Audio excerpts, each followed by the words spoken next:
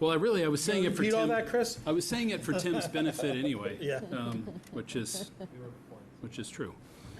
So anyway, I hope that all makes sense, Tim. I'm glad you're with us. And so for those watching on WinCam, that now that we're going live, we'll let the SMMA team introduce themselves. This is their second trip back to the EFPBC after some early presentations back in December, after some early fact-finding work and building evaluations. We've asked them to kind of put their effort on hold, given the run-up to the override, Springtown meeting, and a lot of the administrative heavy lifting that's been going on with the school committee following all of that. So, Jay, I welcome them back, but why don't you guys introduce yourselves and kick it off? You want to introduce yourself? I'm Madeline Lee. I'm the Put project. your microphone there. I'm Madeline Lee. I'm the project manager for Winchester Master Plan. I'm Rosemary Park. I'm an architect and educational planner with SMMA. So thank you so much for being here tonight on the hottest day of the year so far. So yeah, we are, we're really excited to be back and to be able to, kind of end cap the school year with just a little progress update on how things are going. I think there's some pretty exciting stuff to go over too. So, we'll just do a brief run through. Hold on. So I don't know if you can hear me. I'm sorry to ask this, but because I know that you're trying to sit near the screen, but at least one of you is a little too far from the owl. So if there's any way to just slide it or yourselves closer, that would be great. It's probably. Thanks, Tim. Thanks. Yeah, That's fine. Okay.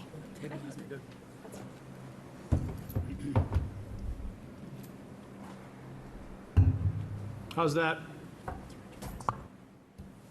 can hear you. I hope it should be better for the presenters as well. Thank you. Okay. Can you see me now? Yeah, it's not a seeing issue. It's just a microphone issue. It picks everybody up visually, but if you're a little too far away from the microphone, it starts to get garbled. And Tim, everybody's got their wireless mics too, so I think we're good with WinCam there too. Yeah. Okay. Great. Yeah. Thank you. Okay, so we are gonna and you've seen this in the agenda that went out, but we're going to start off with just a recap of some of the tasks that have been completed or are currently underway. We'll also get into the various school recommendations, either things that the last time that we met with the working group, we did have a couple of discussions on just some draft initial recommendations, and so looking at a couple of revised, very small revisions to that, but being able to see them graphically, what we'd be recommending.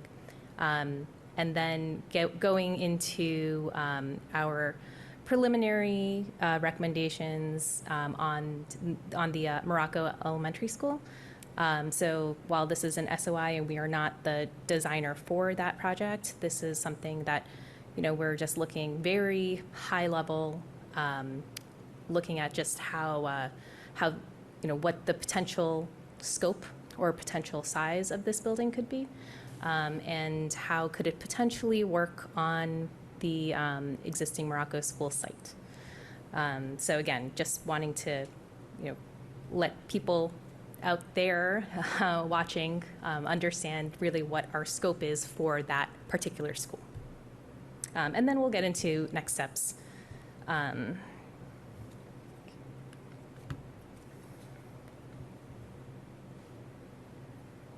you can give them a click. Yeah, I'm not sure why it's not working. Oh, now I went too far. Can you go one more, please? So in terms of the tasks that are completed or underway, as Chris mentioned, we had sent the existing conditions report drafts out to the committee. We received some initial comments back, and we've incorporated that in so that we'll have that finalized for the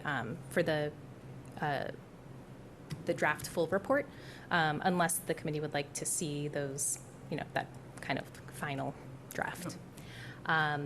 We have also provided a draft list of additional recommendations to add to the WPS capital plan list, the capital improvements list. I think that is, I think that there were a couple of other comments that we were waiting back from you all on that. But once we have those, we'll be able to incorporate those recommendations back in. Can I just jump in real quick, Rosemary, just so we're all good on our tasks? Do you think you're waiting on the committee on that, or is that an administrative response from Andrew and Frank, or do you know? The last time we spoke about that, Here, yeah, the last time we spoke about that, we basically asked the estimator to estimate to 5 and then also to 10 years. So I think you can provide us, but we're not waiting for it. We'll just give you the option of both. Okay, Yeah. thank you. And then we, as I mentioned earlier, we did draft and also revise some of these short-term and long-term recommendations just based off of, the feedback that we've received from folks, and you'll see those tonight. And then, like I said, we are currently working on the preliminary recommendations for Morocco.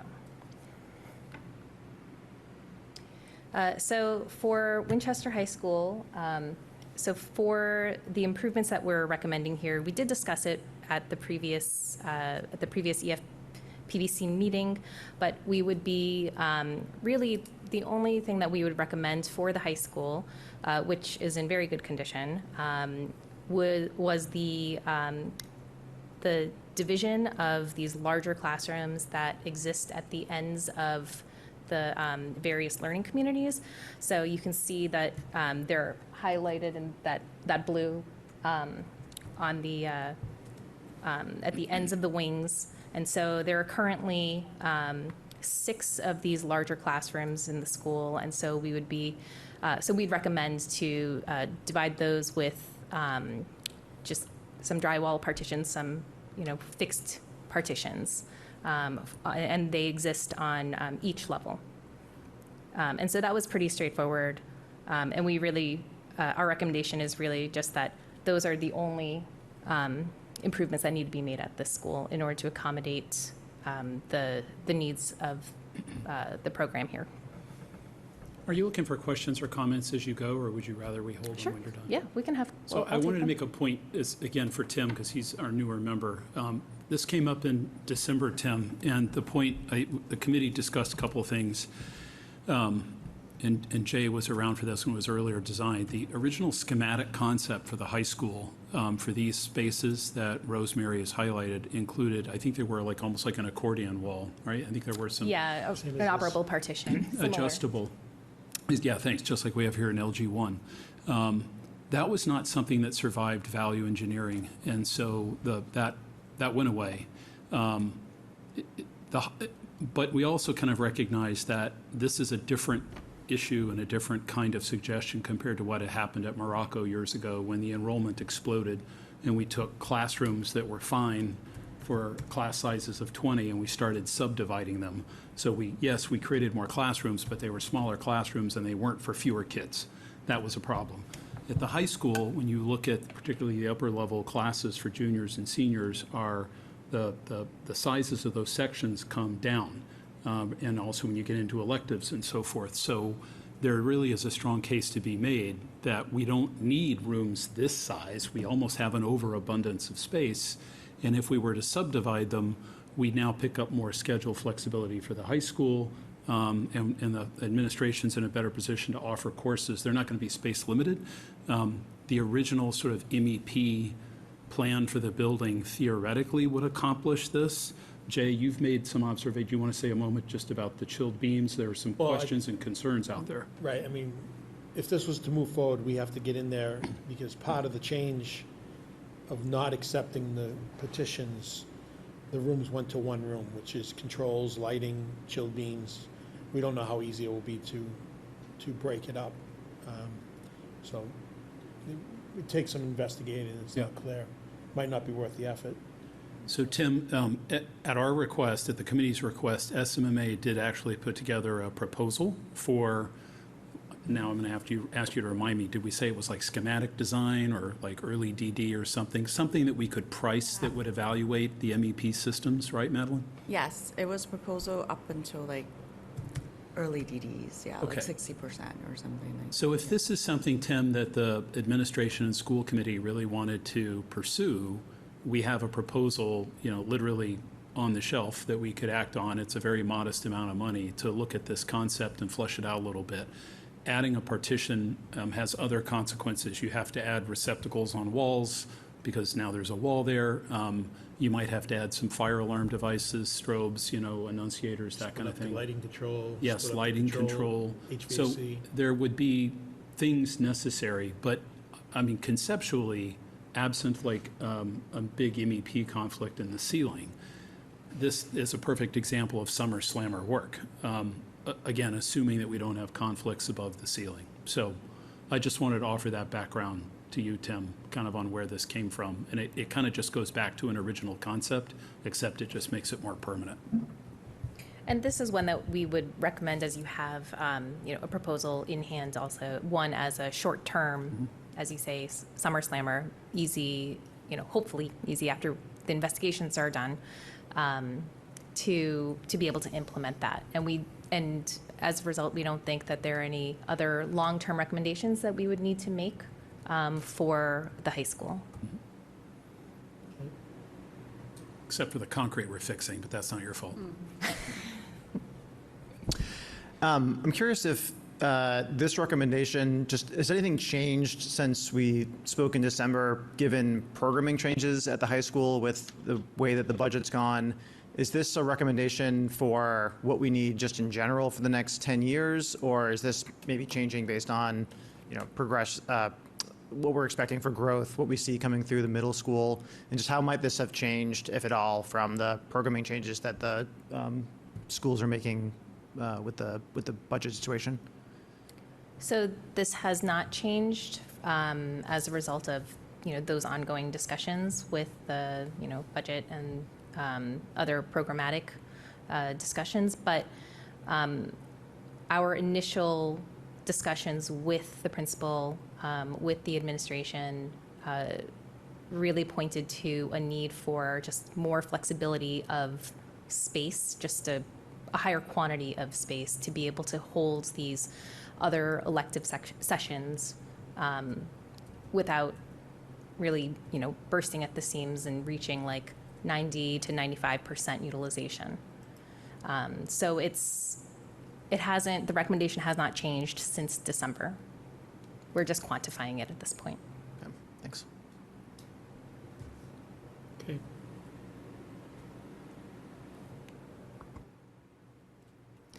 And so for McCall Middle School, our recommendations here, based off of just some information that we've received regarding, kind of the needs, based off of what we've heard from the principal and from the administration, we have heard a need for really just some more multi-purpose space, particularly surrounding health and PE. So proposing to take these old locker rooms that are on the basement level and turning that into an alt PE space for just really trying to offer more in terms of wellness and personal fitness, things that may not necessarily be team sport oriented, but trying to offer more diversity there. And we know that because you have these new team rooms, new locker rooms, that those were that was a pretty easy recommendation to make to be able to offer some more electives in that area at the school. Can I ask a question on that space? You may not have the answer to this, but we made a real effort with the new locker rooms we built for the E-Wing edition back in 2019 that make them fully ADA accessible, comply with CMR 521. To your point, that's the old locker room you've highlighted. Do we have any accessibility, any barriers in that space you familiar with or you can recall, that may be in your report, so you may not have that handy. I don't recall seeing them, but we can get back to you on that. And we'll definitely, if the recommendation needs to, all of our recommendations anyways, when we get to the more fleshed out stage of the report, will include any bit of, needing to upgrade hardware, like door hardware, door widths or clearances, to try to make things accessible and compliant. And I'm actually thinking about it, Rosemary, on the flip side, which is we have, as we know from the ADA transition plan, Jay, we have a lot of spaces where we have conflicts with CMR 521. We improve that over time. We build new buildings, and we do have an ADA transition plan. But if we have spaces where we have barriers to access and egress today, I look at that as a liability. And so if we look at repurposing that space, then it's no longer a locker room, and we sort of hit two birds with one stone. But it just depends upon the space and being able to kind of characterize the existing condition. Yeah, and I believe that our additions to the capital improvements plan also includes any locations where things may not be compliant to remedy that. Great. So I believe that that has been included in that list. Okay, thank you.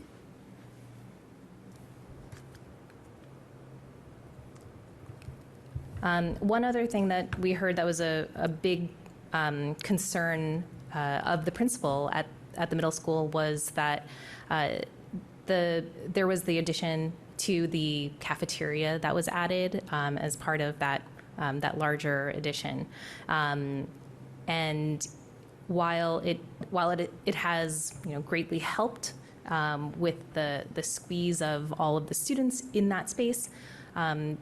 He was really wanting a quiet dining area for students who, may have trouble in these larger, louder spaces. So really trying to accommodate that.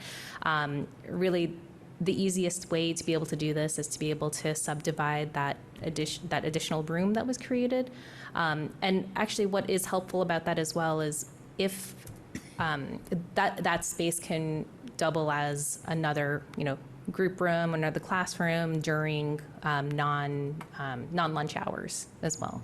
But having that quiet dining area that is still part of the space, it's an easy solution that really can help benefit a lot of the students in terms of their needs if they're not if they have sensitivities. And then another thing we heard was really wanting to create a lot of these kind of breakout spaces, these small group areas for students to be able to just pull over and do some work. So you can see that there are some of these yellow areas in which we've identified where we think that those could easily be turned into either small group or casual breakout areas. This is really to help with the student support so that the students don't have to necessarily travel very far in order to get to a specialist. We also know that the number of specialists that are required in schools continues to grow. And so by being able to do that, we're across wherever we're able to find space, that can help greatly with the, I think, especially the kind of perceived impact of having to, leave your wing or your teaming area in order to get your additional support. So we'd like to refer to these kind of as pullover spaces and not necessarily pull out.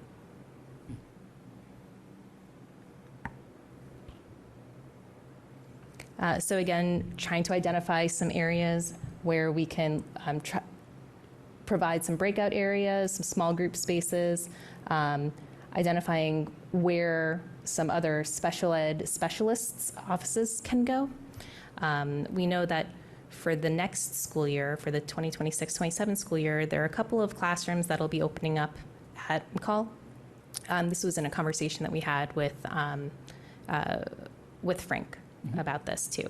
So there really is not a need to, a foreseeable need right now to have to build an addition at the school, which is really great news that we'll be able to do these things just within the building footprint.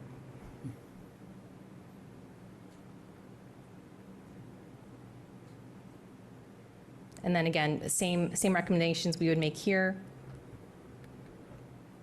And nothing done on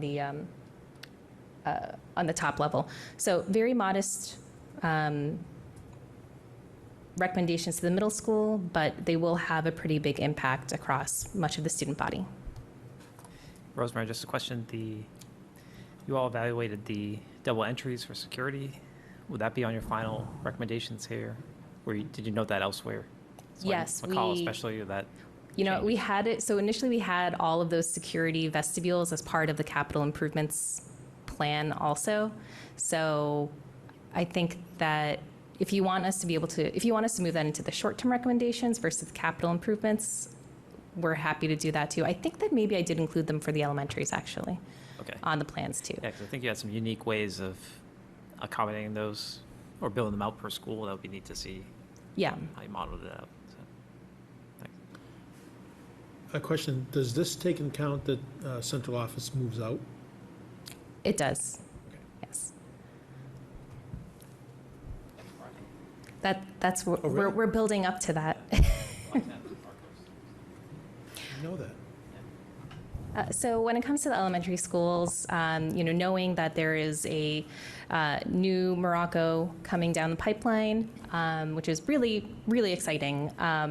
So we looked at really the current capacity of your schools, what your current enrollment was, and then we looked at the UMDI projected numbers, looked at the short term, the 2030 to 31 numbers. You've seen this before, but the base numbers and the high number, and then what that number would be projected out at the 10-year mark as well, at 2035.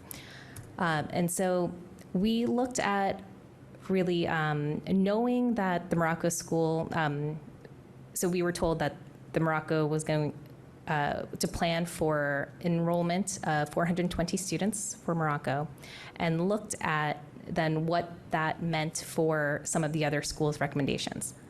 In some cases, that meant really trying to right-size the schools, meaning looking at some of these schools which may lack like STEM spaces or just some student support spaces, and implementing those in, which means kind of taking over a classroom, looking at how to better group classrooms based off of grade levels, and then we're able to kind of work backwards down to what that proposed enrollment should actually be for that school, knowing that all of those spaces have been built out.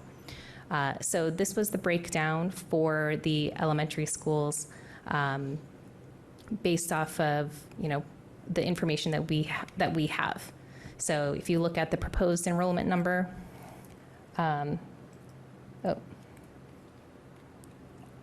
of 2140, so you can see that that number is already higher than all of the projected enrollment numbers, and can accommodate all of that without really doing any additions, and just working with the new Morocco school that will be built. So before you move on, let me just jump in on a couple of things. So the Ambrose number looks right. For Lincoln, we have 20 classrooms in that building for a capacity of 400, and then not including the music instructional room, which in some years, the last master plan said, okay, if you have to use the music instructional room, then it's 21, but you obviously are impacting the music program. So I wanted to just raise the one at Lincoln, because that could be a couple of things, Andrew. There's been some acknowledgement Lincoln is the only elementary school where we do not have a specialized learning center. It's true.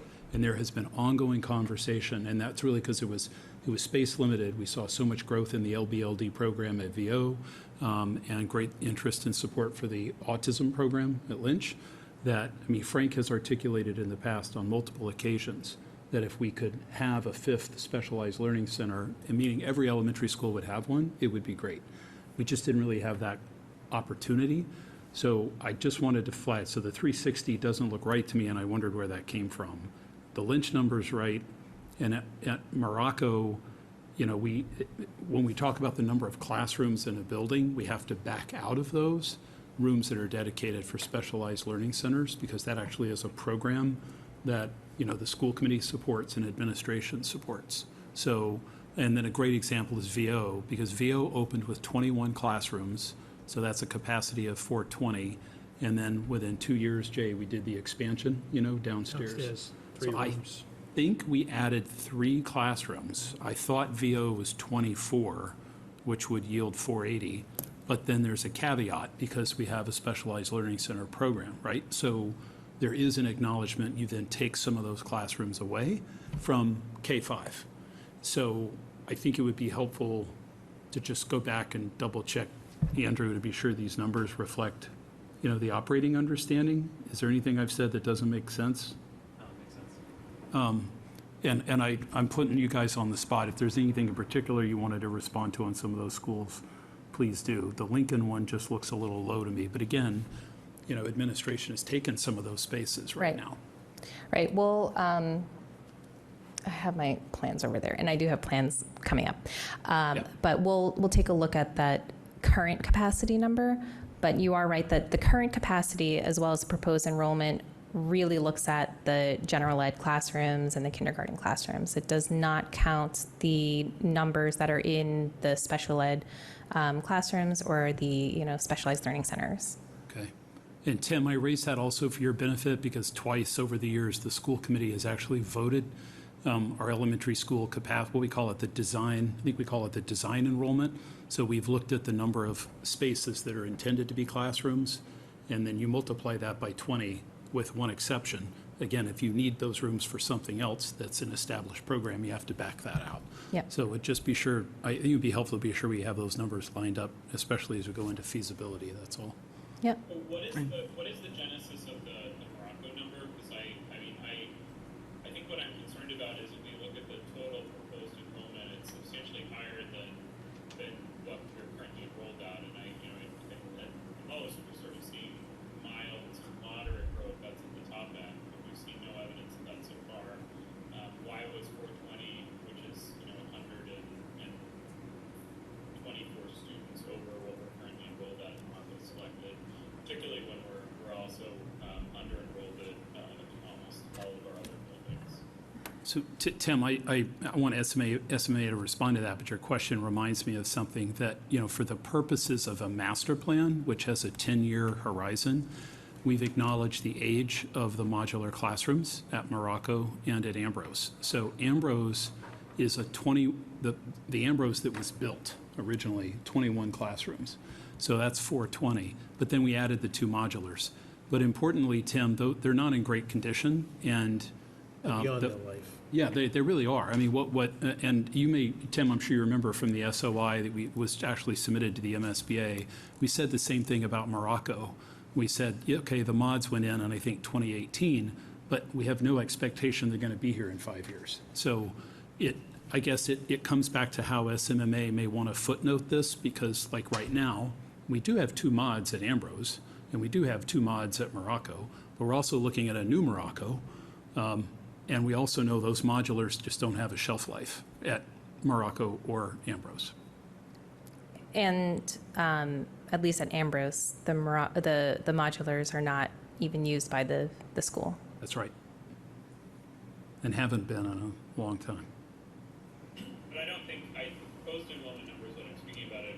I mean, again, I guess I don't understand why it's increased. So the current capacity includes those modulars at 340. I'm just not sure how we ended up 80 students north of that for Morocco, given the situation the district's in.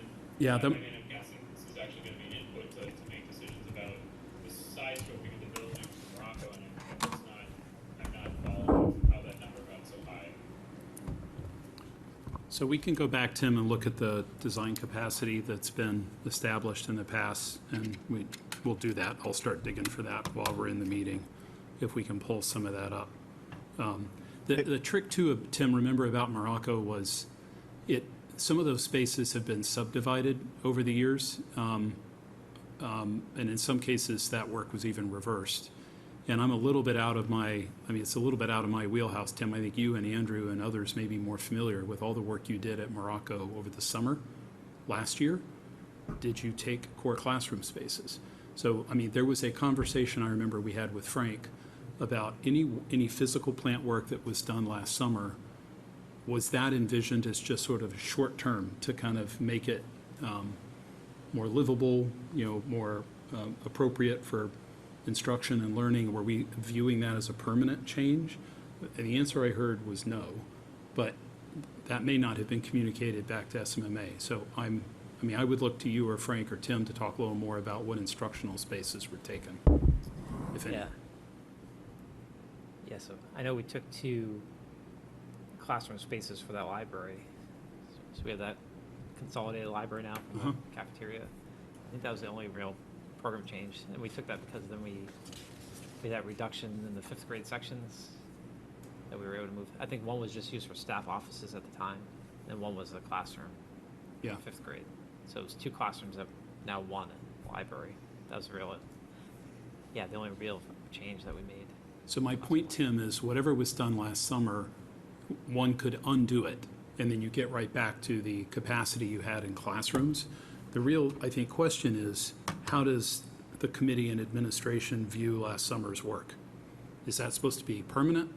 It's also kind of it's an odd conversation to have because we're all committed to a new Morocco anyway. Well, But I guess I'm confused, Chris, because I guess maybe I'm not being clear. I'm not speaking about the current capacity. I'm speaking about the proposed enrollment shaded in blue. I don't know if our consultants can shed light on that. Is that a number that they've kept up with or we provided to them? I think just to double click on that too, I think there's I don't know if it's a consensus, but there's a strong view that the projection numbers that came from the UMass Dartmouth enrollment study are way overstated. So if the projections for the proposed enrollment leaned heavily from SMMA into what is in the far right columns, then that might be a mismatch between what, since that study came out, the schools have seen in terms of just the enrollment trend in general. And so that might be I would think that would be a significant source of divergence. So I guess how much was the UMass Dartmouth numbers used to do the proposed enrollment for the New Morocco in particular? do you want me to? They were foundational, and I want to press you. When you say there's a strong view that the numbers aren't right, among who? The administration hasn't said that, have they? Has the school committee said they don't? Chris, it's among those of us who are actually overseeing enrollment. I mean, the current enrollment for Morocco kindergarten is 31 students. Right. So not only are we down to 2 sections, we're going to be operating under capacity significantly for those 2 sections. So I think we have some concrete data already from our K classes this year that'll be first next year, as well as K incoming for the fall. That short of redistricting, which the committee's going to have to consider from a policy perspective, we definitely are experiencing numbers that do not necessarily total up to what non-union projected. And so I think my biggest fear is from a political perspective, we get under pressure around this all the time. Yeah. There was a pretty strong undercurrent of perspective in town that Lynch was oversized. And so what makes me nervous is I'm sitting here staring at a slide where we've got a number where we're bumping the design capacity of Morocco, sort of without discussion up by 80 students from what its capacity is, and we're enrolled in 296. I mean, these things are have downstream impacts on the decisions we make. And I just want to make sure, with the experts who are in the room right now from our consultants, I just wanted to understand sort of where those numbers came from. Because the last thing we want is if those Donahue projections do not shake out, which they have not today, right? We've got excess capacity in other schools, and there's a real cost implication for the town around what size of building we construct. I mean, I was trying to understand why we got to 420 when we're currently enrolled in 296, and the capacity of the building is 348. Had nothing to do with the modulars or spaces currently was above the projection number. Right. I get the question, Tim, and thank you for clarifying. So I want to say something about that enrollment report. It projects enrollment. There's a high and there's a low, and it's based significantly on development. Whether that development happens or not is a big deal. The timing of that development is a big deal. So there's housing that is either under construction presently, or it's already been permitted but not under construction, or there's housing that is being discussed with various authorities having jurisdiction.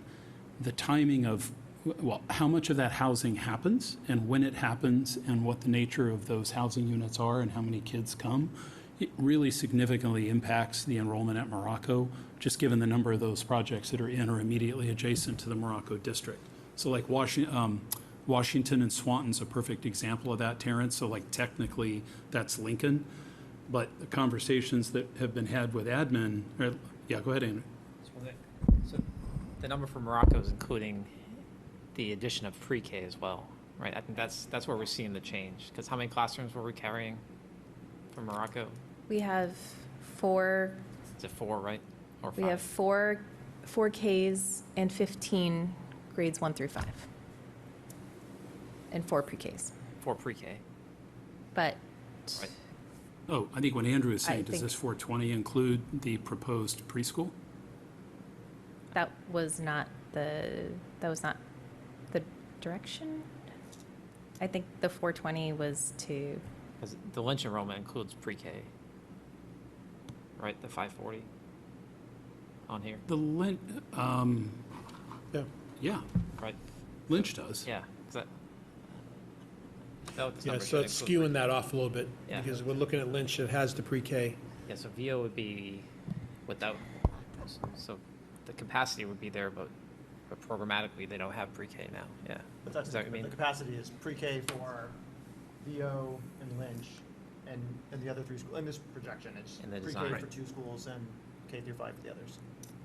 But Andrew makes a good point, because it's how you footnote the chart. And we've had to be really careful, even like Tim in our SOIs that we've submitted to the MSBA, and even how we talk about like Lynch on the website, we have to be very careful when we talk about the capacity of Lynch. Are we saying K-5 or are we saying all classrooms?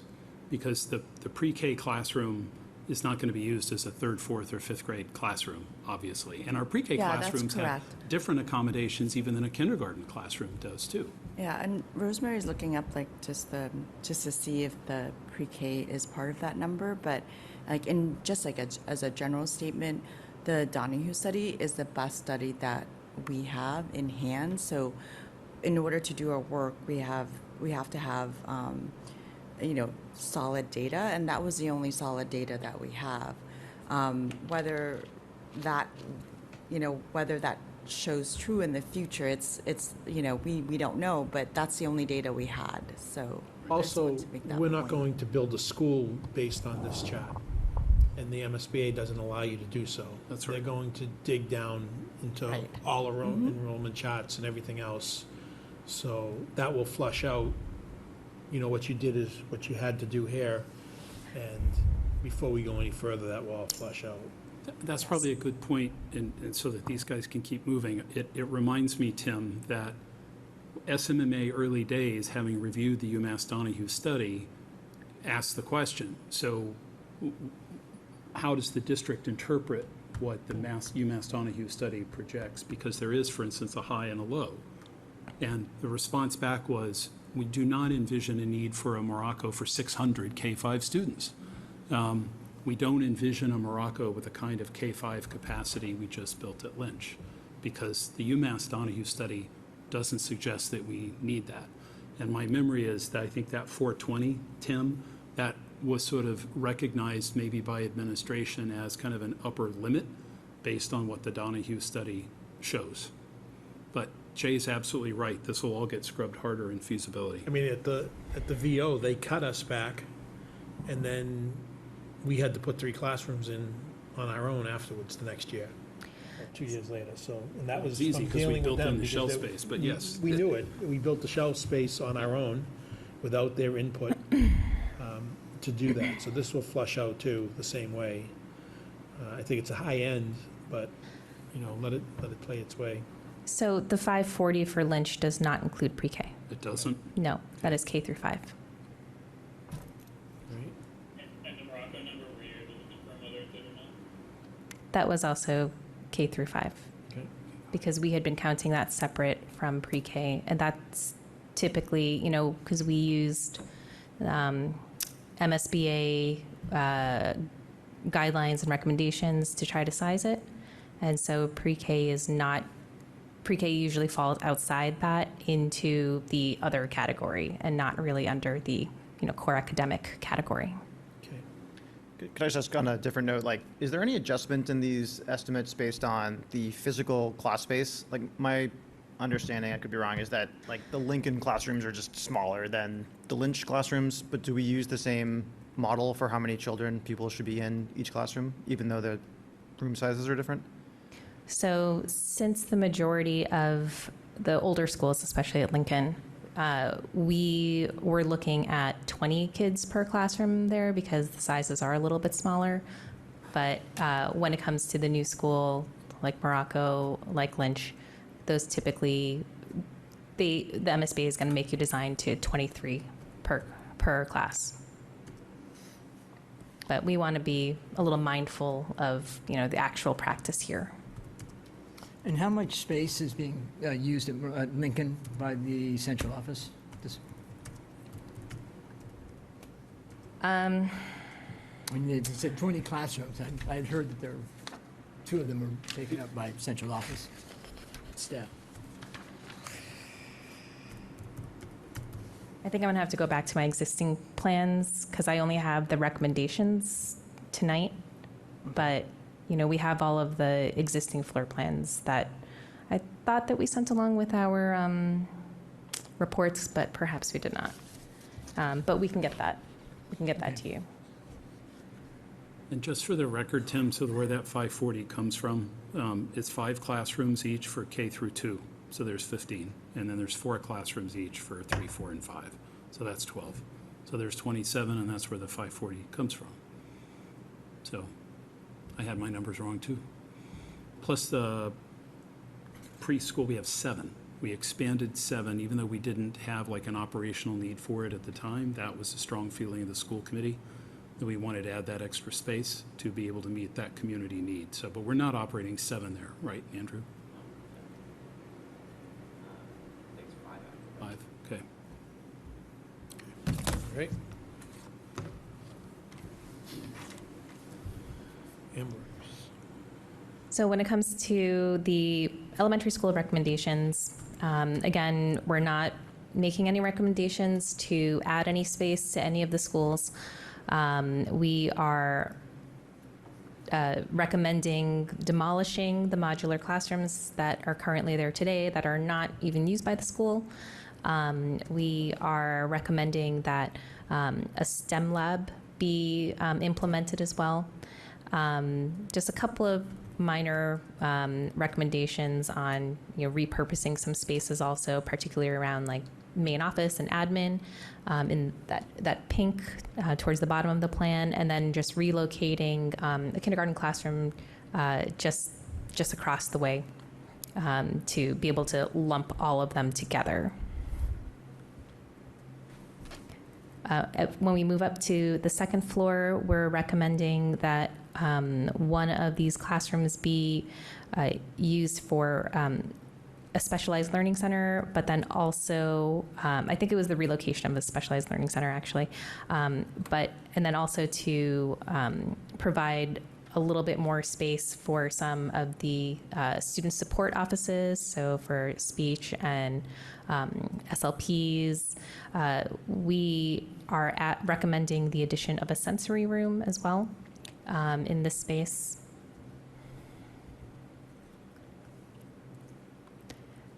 And then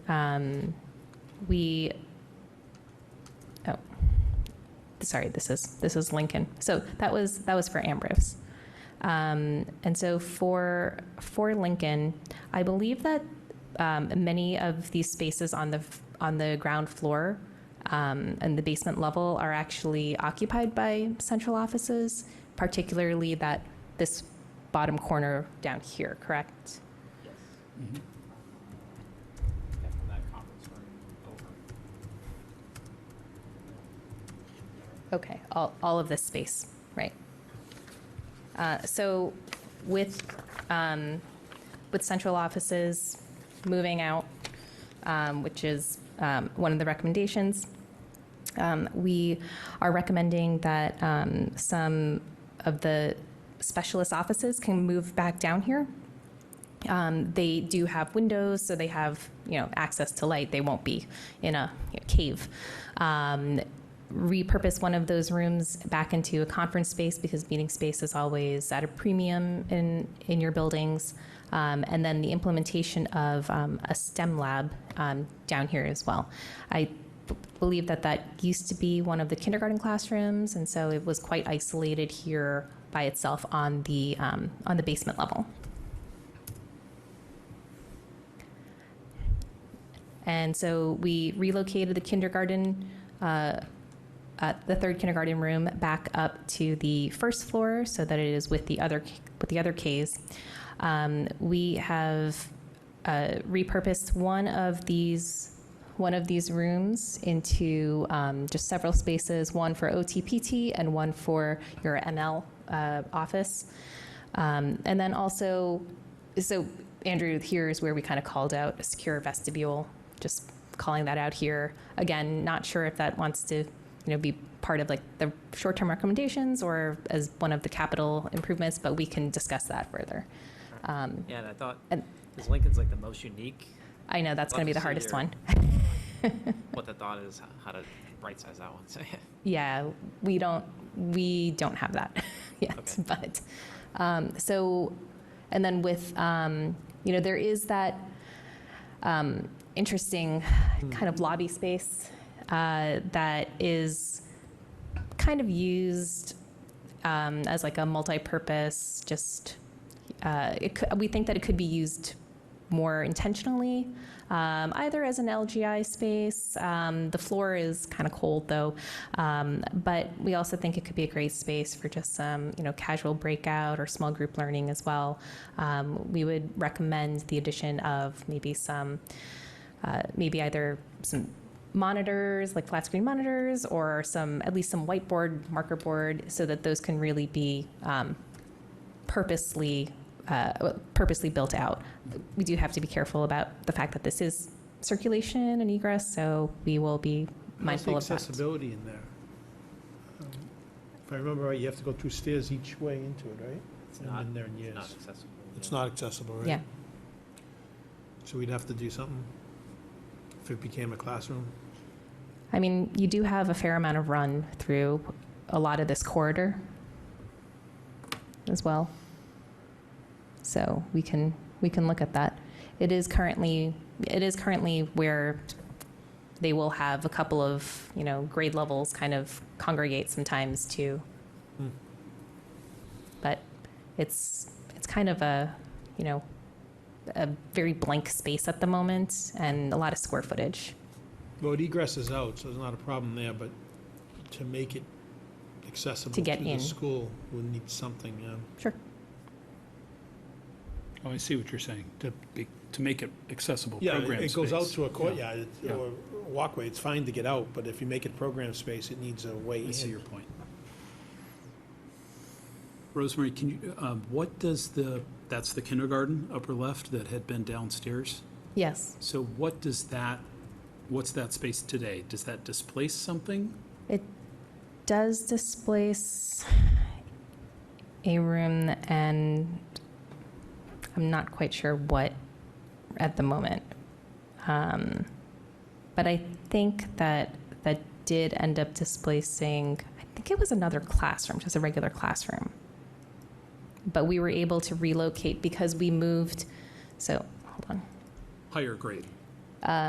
So because we moved those specialists to the basement, to that level, because central offices moved out, then we were able to relocate classrooms back upstairs to be with their grade level. So in terms of central office being moved out, Andrew, I don't know, is it part of the plan that you put together, friends from SMMA, that there's a place for those current offices in the ground level of Lincoln to go as part of this? Or was it just an assumption that was built into the plan? Yeah, so currently we're moving central office who are at the high school to Parkhurst. Those at Lincoln are staying there. But there was central office had a room on the second floor, so they're going to move downstairs. But long term, we want to bring everyone together. So I think it's still a good plan that we're on board with. It just the phasing of it may take some time as we. So to figure answer out Tim's central. question, there's Yeah. no rework at Lincoln involved. Right. They're just simply getting out of the high school. Correct. Yep. Is there work going on at Parkhurst to get you in there? Or is it, you think No it's work beyond this kind of cleaning and waxing floors. no subdividing rooms in? Nope. Okay. Yeah, just a lot of extra furniture from Yeah. lunch we're getting rid of. Unless I'm missing, we could go back to the ground level plan, and I believe that the current offices on the ground level in Lincoln were repurposed by the SMMA. Unless my geography is off, it looks like all of those repurposed spaces are currently being used for central office. Because that's the, Right. that's So- the master plan. Because this is the master plan, Tim. This is like, this is where we want to be able to go. And I'm sure Rosemary's going to get to it in a minute, but there's an idea, right, about where central office can go. Yep. That was the question, was whether the plan actually has an alternate location. By changing those spaces in the ground level of Lincoln, is there an alternate location for the current central office spaces that are proposed as part of the plan? Yes, and we'll get there in a couple of slides. We're almost there. So, and then with VO, really not many recommendations that need to be made here, except for providing a couple more breakout spaces for students for gathering. We also recognize that while there is the opportunity to do so, if the enrollment ever wildly surpasses the Donahue Studies numbers, whether it's in 10 years, 20 or 30 years. Yep. There is still the possibility to be able to do an expansion like this at VO.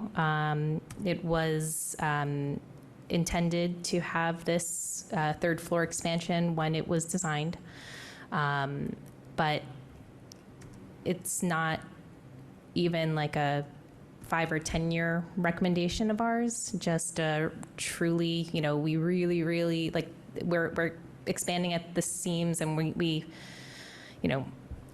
and even the redistricting wouldn't help. This would be what we would recommend if you ever got to that point. But we're not including these classrooms in projected enrollment for our recommendations, but just so that you have it and you are aware.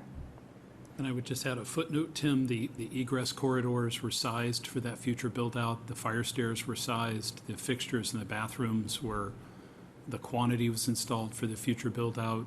And so while there's a structure there, this is definitely not a summer slammer. Over the years, the EFPBC has looked at this and really struggled, like, if we were going to do this, how would we do it operationally? And at the time with administration, the best option we could come up with was you do like an enclosure, right, in summer number 1. You do the demo, you enclose it, get as far as you can, you seal it back up again. And then in summer number 2, you try to get it finished. And even then, that's a lot of work. Yep. But it's not a summer, it's a year-and-a-half project. And it's on the 3rd floor, so it's harder than the shell space, Jay. Okay.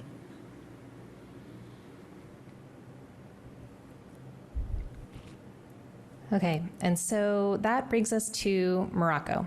And so as we said, we are looking at 3 different components. We're looking at 3 components for this program. We are looking at the K-5 Morocco School, so kindergarten through 5th grade. We're looking at a preschool and looking at 4 classrooms there, and then central office. And so, Tim, that's where anytime I've mentioned central office vacating a space in a school, this is where they'd be going.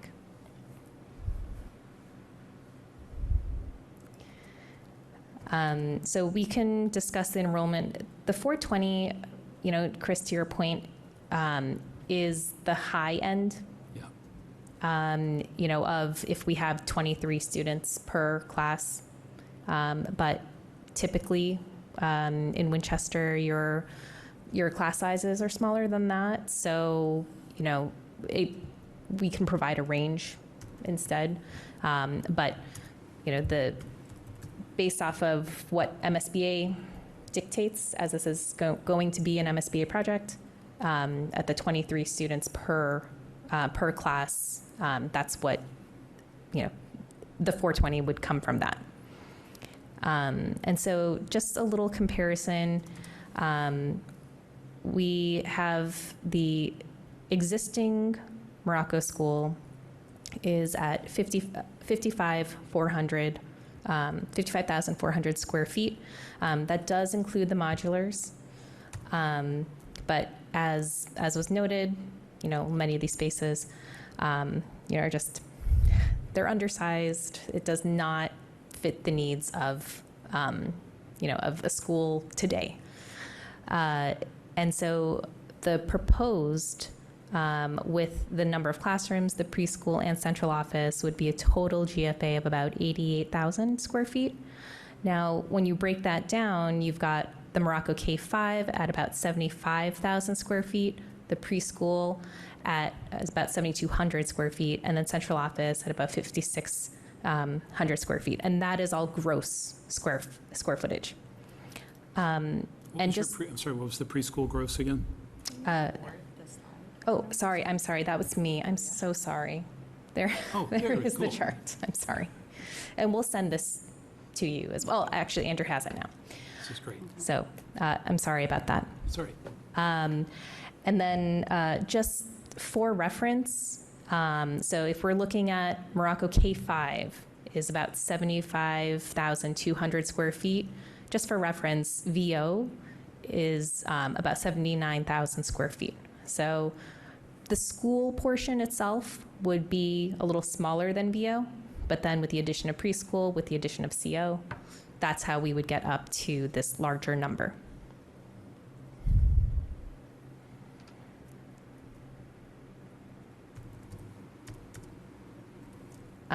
Were there any questions on that? Okay. Just as I see those numbers, I'm having flashbacks to all the spaces at Morocco that are almost difficult to get into and get out of. I mean, woefully inadequate, don't meet ADA, don't meet CMR 521. It's just a reflection of the times from 1965. Mm-hmm. Is it not a fair statement, if we were to rebuild Morocco today with the very same functional space program we have, we'd be adding thousands of square feet. Yeah, I think You can't actually build today what's standing there today. no, not at all. I mean, it also just does not meet the educational delivery of today at all. Yeah. And that was also noted in our assessments of the existing conditions and the existing program. And we've pointed out to the MSBA for years now that Morocco, we've always understood Morocco was the first open plan elementary school in Massachusetts when it opened. And that's just a model that it changed. And we actually had multi-age classrooms. Jay, when I moved here 27 years ago, there were, I think 3 multi-age classrooms left at Morocco. That had been a big thing. Yeah. That fell away. We did that at Lincoln as well. Yeah, I mean, just the times have changed and the building has not kept up. Mm-hmm. So we've subdivided and subdivided, and now we just have so many spaces that are woefully inadequate. But I think also given WPS's model for co-teaching mm-hmm. and providing special education delivery through that you really do need the larger classrooms to be able to do that adequately, because you have more people in the space, more adults in the space, trying to provide services in the most, inclusionary way possible. So. I have a question about the comparison. Can we slide back to the other slide where there was the VO comparison? Has there been a material change in terms of the sort of requirements since VO was built in 2013 in terms of spaces? I think that, so what we did was we also took, we also took Lynch's programmatic elements, so things like a STEM classroom, which VO actually does not have, and just some other spaces that were in Lynch, and use that kind of as a model to add into the spaces, add into the program at Morocco. So there are a couple of things that would be at the Morocco School that did not make it into VO but are at Lynch. Does that answer your question? I mean, I guess it does. I'm just looking at a, you know, sort of base space in terms of gross square feet. It's 95% as large as VO for a program that's substantially smaller, even, you know, at the higher design scope, right? So it's, my understanding is that some totally missing is VO is actually scoped for 4 classrooms per grade. I think you said here that you were assuming 4 kindergartens plus 3 classrooms per grade for 1 to 5. We're just ending up at a number that's, you know, despite that difference, we're ending up at a number that's, you know, broadly the same for the 5%. I just didn't know if that was a function of sort of changes that have happened since 2013, or whether that was a function of something else that was built into the assumptions, and you know, were you sort of basing that on the projected numbers as opposed to some other information? I was basing it just off, I mean, it's kind of it's a formula that is derived from sort of the MSBA guidelines and recommendations. But again, I think also the fact that we added a number of programs in there, program elements in there that VO does not have, but but Lynch does have. And so that is probably one of the reasons for that. But in terms of if square footage requirements have changed, I do think that actually the VO, I felt like the VO dining was actually undersized. I think that I recall that being like a little bit undersized compared to today's MSBA's guidelines. Yeah, current MSBA. MSBA did change their space summary, I think 2 or 3 years ago. They revised the guidelines a little bit in the last 3 years. Does that VO number include the pre-K, or is that a K-5 number? VO does not have pre-K. Pre-K space is designed in it, doesn't it? It wasn't designed with pre-K. We moved some Oh, pre-K so there. that number, okay. Because we were out of space at Lynch. Okay. So that's just a K-5, or as of what's programmed there today, that's a K-5 It number. is, yes. Okay. Thank you. 2 quick thoughts, if I can, Rosemary. I'm glad Tim's asking this question. Tim, if you just go back to that slide Tim was just looking at.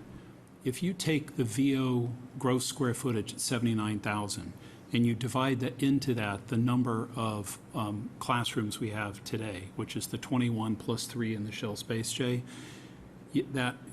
that's about 3,300 square feet. And so what does that mean? Well, that means like you could make the case, or I'm going to make the case, that every elementary classroom at VO is worth basically 3,300 square feet. When you account for net, they may be 1,000, 1,100, but when you account for the circulation, the support spaces, all the building mechanical, like how much space does it really take to have that many classrooms in a building? So you just take the gross and you divide.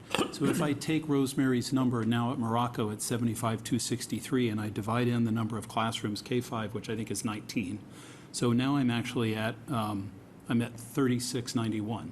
So yes, that's higher, but as Rosemary was just saying, Morocco includes this, your program includes some elements that VO doesn't have. And there's another, I think the purpose of SMMA kind of comparing this to VO is because people drive up and down Johnson Road. They have a sense of like the scale of the building. VO is an interesting building because it's not double loaded throughout. So because it's a single loaded corridor on the 3rd floor, it is not as efficient from a space utilization point of view. VO looks the way it does because we built it into a hill, so it's like a walkout basement. So this is one of the challenges. I'm glad they did this because I think this is helpful to the community to understand just approximate sense of scale, but I don't think they're proposing it to say like VO is the exemplar, if you will, because every site's different and the constraints of a site will sometimes affect just the efficiency of the building. Does the Morocco programming contain a STEM element? Contain a what, Richard? STEM, Oh, Yes, it does. okay. So when you say it's going to have some programs that are available at Lynch but not at VO, you're talking about the music room. Yeah, so we looked at, and, we have, I wasn't going to pull up the entire, preliminary space summary because it's just a lot of, a lot of Excel lines to look at. But we're happy to send that along so you can take a look at the breakdown of it. I did just try to break out a little bit just by MSBA space summary category, just the net square footage here. But we did look to Lynch as a model, as we discussed with the EFPBC previously. So for a lot of the specialty spaces, and actually, with our elementary school assessments, we used Lynch to compare against the existing conditions of those schools to see if they had those spaces or if they lacked any of those spaces. And then I think an additional thing that we put into Morocco was, I think, we added a couple more, like, I think we had a sensory room that we put in, also reset or calming spaces. So there are those elements that made Lynch, just kind of the model. We added those to this program as well. Okay. Is it roughly accurate to say when you take the additional changes in the master plan for the other elementary schools, when you get to the fullness of this plan, you'd have roughly level services in terms of each elementary school having those sensory spaces, having the STEM room, having those, because you're taking away some classrooms from Yes. a Lincoln or an Ambrose to provide those. So. Yeah, that was the goal. That was the goal from that we set with the committee, that trying to really get some parity across all of the elementaries, looking to Lynch as the model. And then I'm just, I was just going to look at it's just some of these other things. I think we did include at Morocco for the new program, we did include 2 special ed spaces too, 2 partnership program classrooms, and so associated spaces with those as well. oh, so those might be your typical general ed classroom sized, Yes. but they're not in your 19 K-5 classroom count? No. So there's another example why, it's going to be bigger, because there's 2 extra classrooms, but they're not on the classrooms list. That's helpful. And was it built on the assumption that the current program would continue, the current programs that are run in the Morocco building would continue to be run in the Morocco building, or was it just sort of based on the enrollment projections? I'm just trying to understand what the inputs were to the modeling exercise. Because right now we run one of our district-wide special programs inside that building, and obviously the school committee could make a different set of decisions around where it wants to allocate those district-wide programs to the different spaces that they have available. I just don't know what assumptions were built into the decision-making on Morocco. Yeah, Tim, I know the assumption was that it stayed as is for now, for planning purposes. And the SOI to the MSBA also said so. Yep. Yeah, I think the years between when Vincent Owen was built until now, as Rosemary said, the programming for education has changed. Like before, there were no maker spaces, but now most schools have maker spaces, and it's usually combined into a library. There's more breakout spaces, and so that's like the 2 things that that are generally added that weren't there like 10 years ago in terms of educational planning. And then there's also like the grossing factor. Once you actually get into design, it might be a little bit different. The grossing factor might be, a little bit better than 1.5, but just to help explain like what, in terms of your question about why the difference between the gross square footages in terms of what it's providing in terms of classrooms.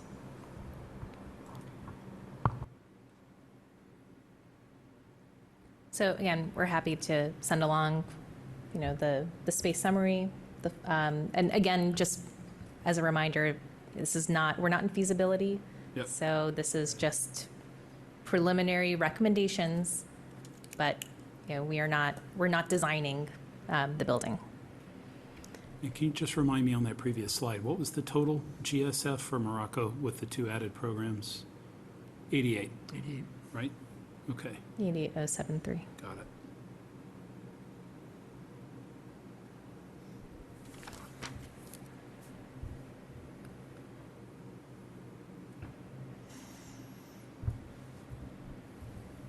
Okay, so we came up with, we were working with you all to understand kind of the needs of, preliminary needs for a new Morocco. And so in doing that, we also needed to look at, okay, well, where is this going to go? How is this actually gonna work on this site? So we just want to note that this is the existing FEMA map, and so we know that the town is working on a new a culvert project that will help improve the flood zones in that area. It's just that those changes haven't been incorporated into the latest FEMA maps. So for now, this is the kind of the most detailed FEMA mapping that we have, and kind of worst case scenario. So it's always kind of good to start with worst case scenario, I think. So it'll make your feasibility a little bit easier, hopefully. And so we've got the existing Morocco school right there, sitting well into those flood areas. I've been in that basement, horrible flooding that happened there, and really just, abandoned at this point. So our really great site team put together this map to show us where the constraints really were going to be, again, based off of existing FEMA maps.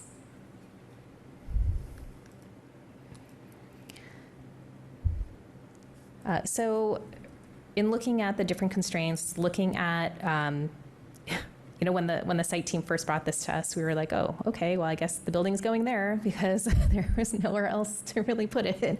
But so you can see in the blue, we're throwing in, a placeholder footprint for now of about 44,000 square feet. So that would indicate a 2-story building on the site. And, building completely out of that flood zone, showing some play areas. What's nice about, kind of this kind of massing is that you can have some good play areas right at the building's elevation and not necessarily have to put things all the way down into, down the hill. So if pre-K is going to come to this site, and also for the younger grades, you can have their play areas closer to the building, which is always helpful. And we're looking also at, fields like soccer fields and other athletic types of fields. Those can all go be at the lower elevations. Anything impervious, we can continue to build down there. And again, it's very, very preliminary, or not in feasibility or schematic. But so, there are lots of opportunities for many different types of outdoor programming.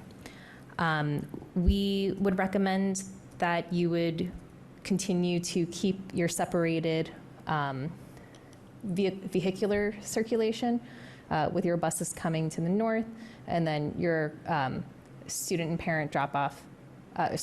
Your student drop-off in this area through the parking lot. Again, you'll do a survey, you'll do traffic studies, you'll do all these things during feasibility. We don't have that information, so this is what we can, this is just based off of our observations.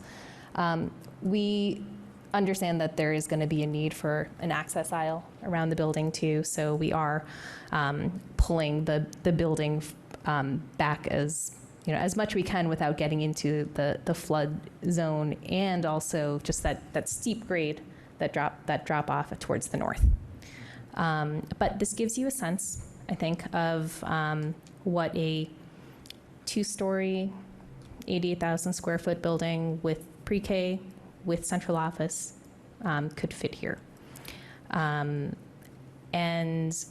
there are other opportunities, I think, to be able to look at, during feasibility, looking at different heights of buildings. If you would rather have more,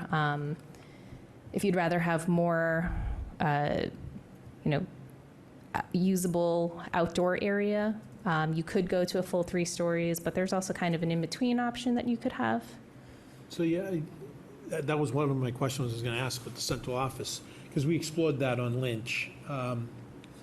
Anywhere but the first floor now brings in second egress, elevator possibly, just isolating it completely from the population of the school. More dedicated circulation. Yeah, I mean, It's- because you have outside people coming to the offices. Do you see them putting it on a second floor or a third floor where, you're basically open to the public from the offices? Yes. Yeah. So we are. I mean, I currently have a project we're putting on the 4th floor.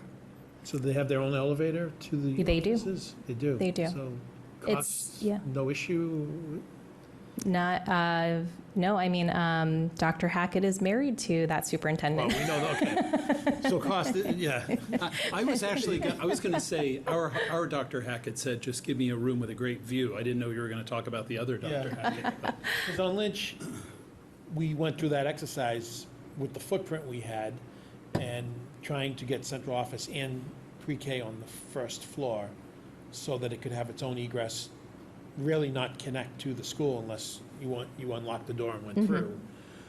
Just because you would need 2 sets of staircases, it would need an elevator going up there. I don't know, I don't see that. Plus, you have other large program elements that naturally want to be on the first floor. I- And that yeah. are shared community Right. elements, like, the gymnasium, cafeteria, et cetera. But it seems like with this footprint, we could be 3 floors and get the central office and pre-K on the first floor, because you designed it with 2. I mean, you're saying two will do it, 2 floors. We're showing you what is possible with What is possible. Yeah. So it's really possible to probably get 3 floors and get what we want on the first floor. And have, I just don't like the idea of myself, of the office being embedded in the school.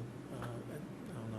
Yeah, we really take the separation of that kind of foot traffic really seriously. We really want the school to be secure and dedicated. It operates completely differently. There should be, their own dedicated egress and I exit. can picture Lexington probably has it's probably a round office up the top with a, It is definitely not. rounded, right? All It is- balconies it is and everything else definitely up there, not. right? But we recognize that you have a very constrained site here. And so it's good during feasibility, you'll go through all those different exercises to see what are the priorities for first floor access. And I would think that probably the school elements, the community and school elements, that those are going to really want to be on the first floor, especially with the littles here. But again, that is an exercise for feasibility.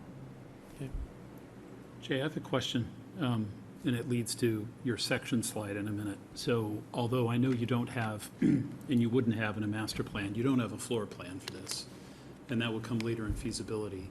But you guys do have, I'm sure in your minds, there's certain structural modules that work for an elementary school for repetitive elements like classrooms, Yep.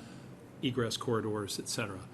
So with this kind of Part T, if you will, does one envision this as kind of a U-shaped, is it basically a double-loaded corridor? So you're envisioning classrooms on each side, circulation in the middle, so that's easy to understand. So then where I wanted to go with this is, it's not a flat site. So Morocco today is kind of like a walkout basement.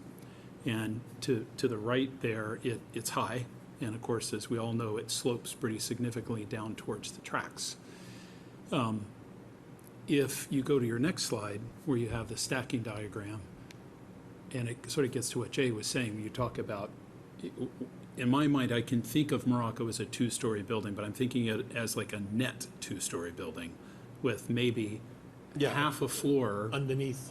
Like the old Lynch. So I Central wanted you office to from the just talk, front. what I'd love to see in a diagram like this, if there's a way to do it, conceptually, is if you go back, I'm sorry, one more slide to the plan. If this is a two-story building, what's the elevation of that first floor? And if that first floor exists like where the entrance is today, what does that mean for the back of the building, which right now is just that open space for floodwater that comes every few years?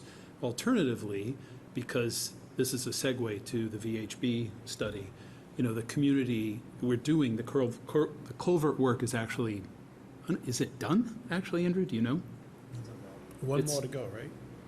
Or in the So- works now? We funded the FEMA remapping to the tune of $100,000, like 2.5, 3 years ago now.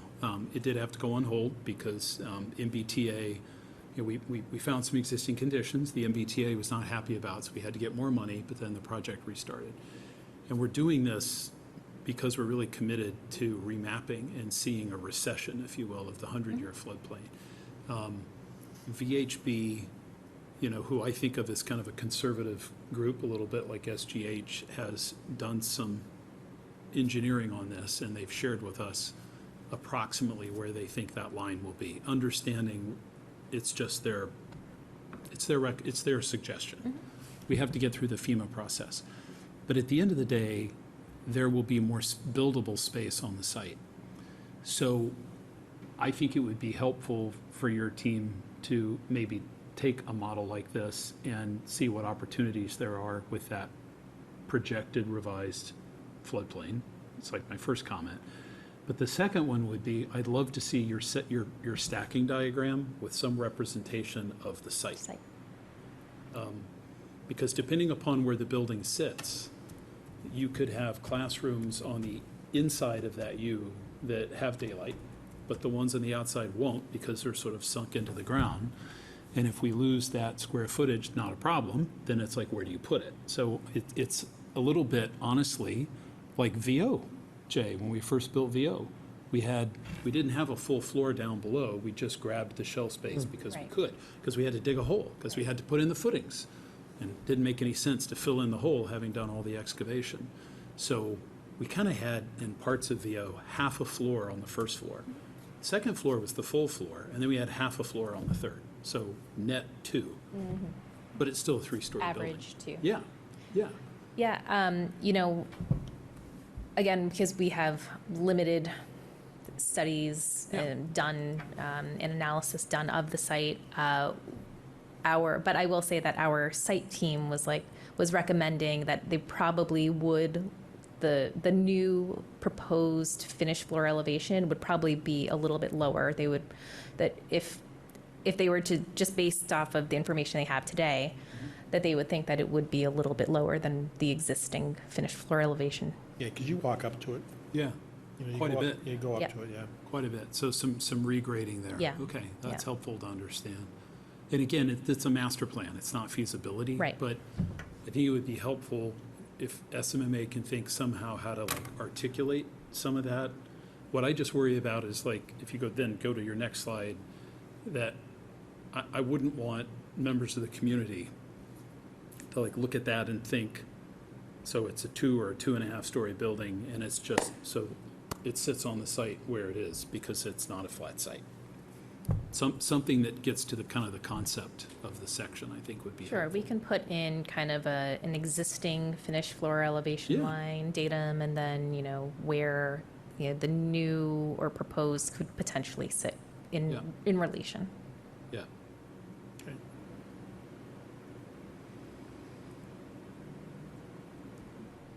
Any other comments on? For central office, was Parkhurst included in the master plan at all? It so we had initially looked at, we started looking a little bit at it, but then after after looking, we looked at also the previous studies on, on the carriage house and all of these things. And then we did get also kind of a revised program from for central office as well. And then the decision was made to try to include it with Morocco. So we've really abandoned the idea of Parkhurst and then instead are including it with the Morocco project. So there's no plan B if the town decides not to include central office at Morocco? It won't be a town decision. So it would be a school committee decision to vote the space program. And we went through this with Lynch. There were a couple of different options we developed with TAP-A. And ultimately, the school committee will vote the program, including spaces beyond K-5. So like the MSBA will allow you to do preschool, but they don't reimburse for it, but they'll allow you to do it. And similarly, they allow you to do central office, but they just won't reimburse for it. But there won't be like two different designs for a Morocco, one with, one without central office. That would, we'd spend twice as much on a design team to come up with those two different options. Well, I guess my question would be when, I say the town, I just mean us in general, school committee, Yep. et cetera. When do we have to decide, is central office part of the Morocco plan or is it not? Because that's So- going to change the cost for the town, right? I would say, and I welcome the SMMA folks to chime in on this, I mean, the PDP stands for the Preferred Development Plan. That's part of the MSBA process in the feasibility study. So if design is problem solving, programming is problem seeking. So you do the PDP, which is the Preferred Development Preliminary design program. Preliminary Design Program, thank you. PDP is Preliminary Design Program. And that's the spreadsheets you were just talking about, Rosemary, really can fill a screen. And then once that's approved by the MSBA, then your PSR, which is the preferred schematic, says, okay, so now we've studied different ways to accommodate that space program in a building design, very schematic. And then there will be a recommended PSR, and then the MSBA says, okay, so we approve your space program, we approve the PDP, the PSR, and now you kind of have the bones of the design problem, if you will. So I would say that it's generally acceptable to, or common to make like really big confirmations of program by the end of PSR. Although we have sometimes, they're generally just refinements during schematic design, but we don't typically see like huge changes in the program by then, just because at each phase you're doing these cost estimates. And so, you're getting some good feedback on that. But at the end of schematic design is really like, that is, you're locked into that program, you're locked into that square footage, and nothing can change beyond to that moment. And just for clarity, I mean, we're facilitating getting this going as the EFPBC.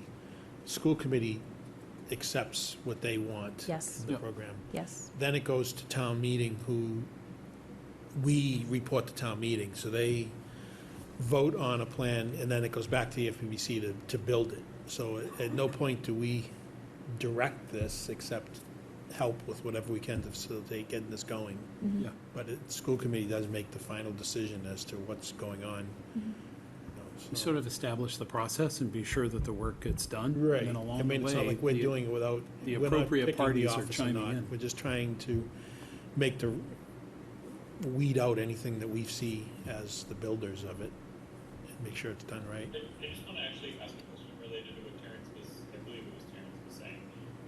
So at what point, I mean, when you all did Lynn, at what point was the decision made to exclude the central office, potential central office option from the planning process? Because I think it was Jay that was just making the comment about town meeting, and ultimately, not only do we need town meeting, but we need the town to vote affirmatively.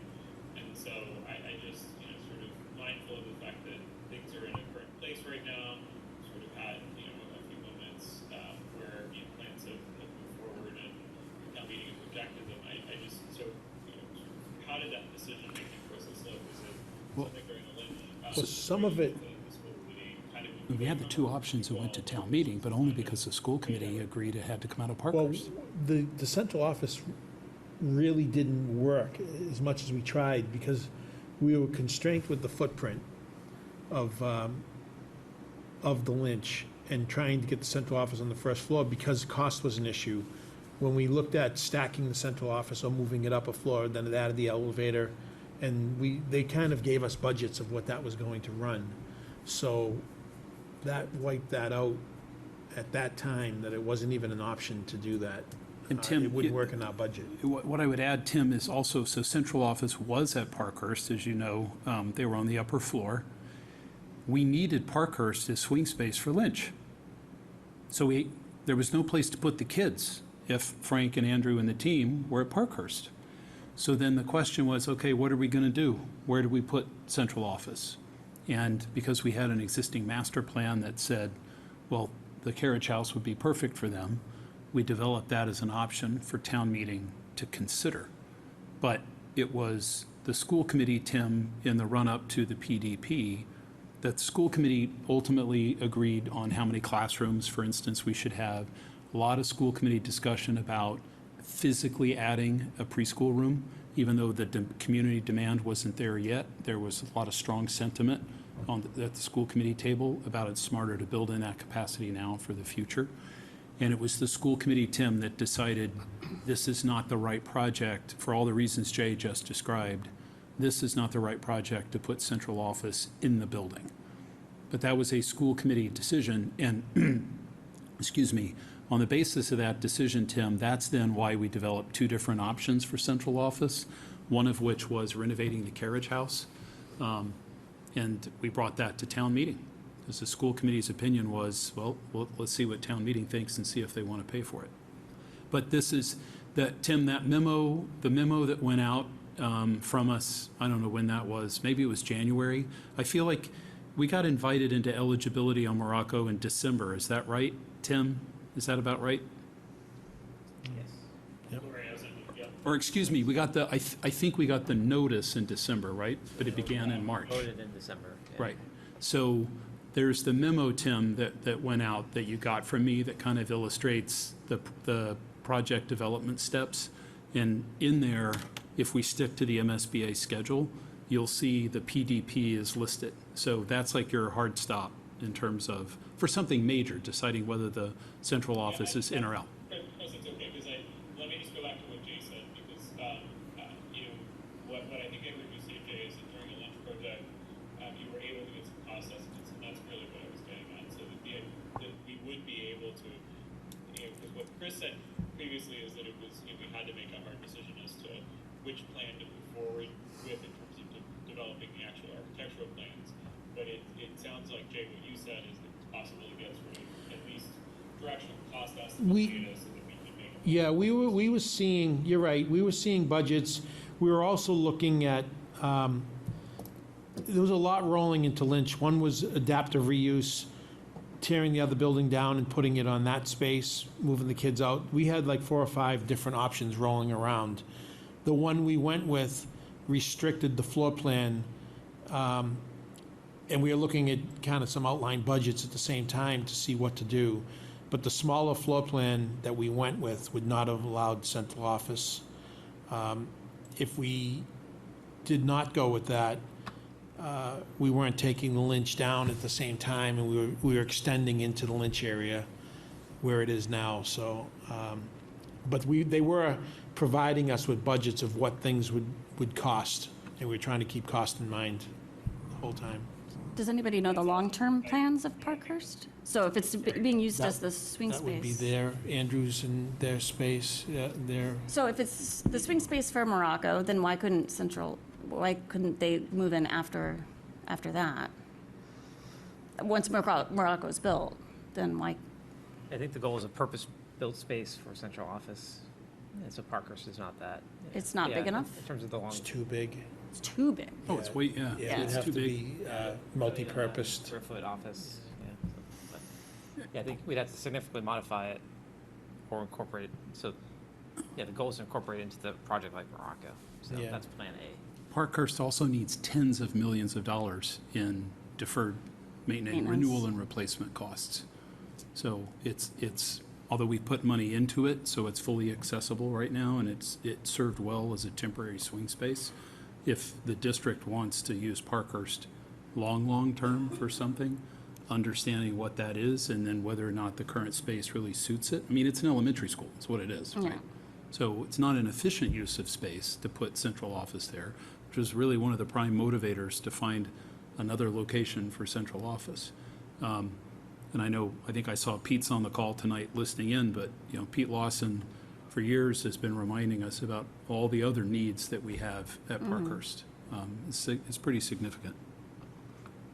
I think what concerns me, though, is like if the master plan, you said, Chris, that the old master plan envisioned some scenarios with Carriage House and Parkhurst and other options for where central office could be in that plan. It did not envision Parkhurst, just to be clear. But it had options. The last master plan said the future home of central office should be a Carriage House. Should be a carrier, period. But then that wasn't supported. Yeah. That's okay, because then you got to go back to the drawing board. Sorry to interrupt you, but it didn't say it should go at Parkhurst. It suggested that the carriage house was the best option, but there wasn't a built-out plan for that. It was just a notion. Right. Yeah. It just like the slide Rosemary was showing, kind of color blocks on a site, 100% right. And that was master plan, not Yes. Lynch building. So Right. that happened well before that. That's where we are right now at the same point and when we were looking at that. So as it stands, with this draft of the master plan will suggest that the option is Morocco. And then there's a separate discussion that the school committee has to have whether they want to include central office in Morocco as part of our MSBA, or as part of our Morocco project. We could be at the same point again where it's not going to be part of the school and we just kick it down the road again as to where Andrew lives. You could just go around You know, to the all school committee could schools. say, no, we're not going to include it after we come back with we get into that point, and then there's no other school, but it just gets moved to maybe its own plan of someday of doing its own thing.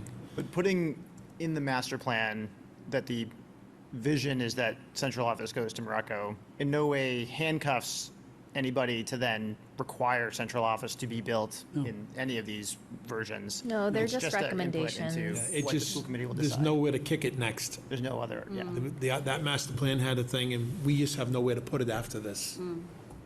Except, Right, so Terrence, I really appreciate your question. I think it's Terrence, right? Yes. Yeah. So I really appreciate this question because it sort of picks up on a thread that I raised earlier, which is, sort of if the master plan has, sort of affirmative representations of what's going to be happening to spaces in Lincoln that are currently used for central office, then there needs to be an alternative.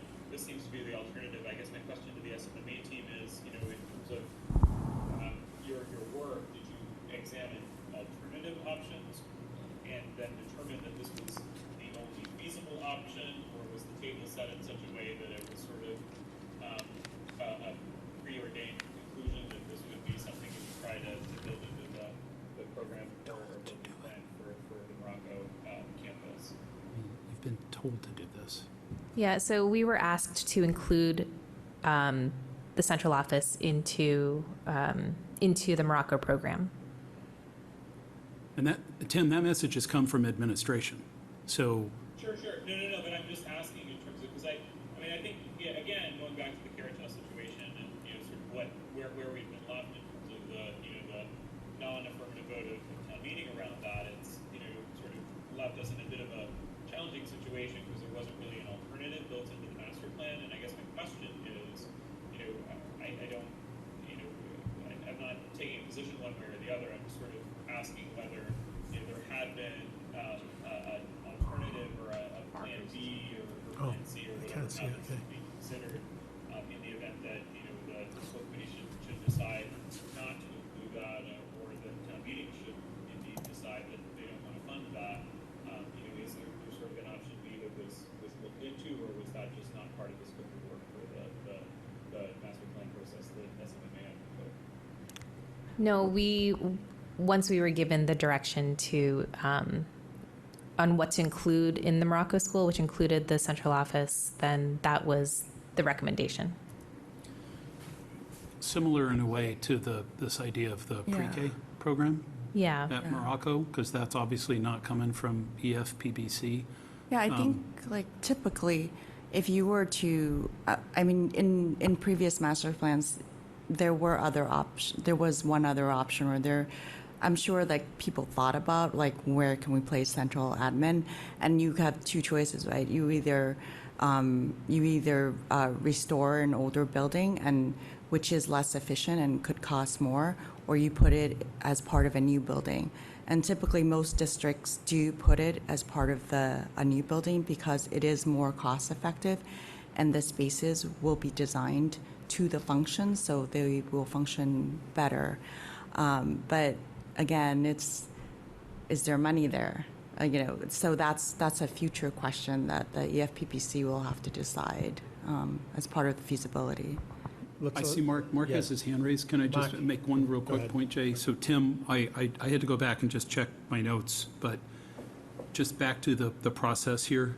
So the PDP for Lynch was approved in January of 2022. So that's the functional space program, the roadmap for the building.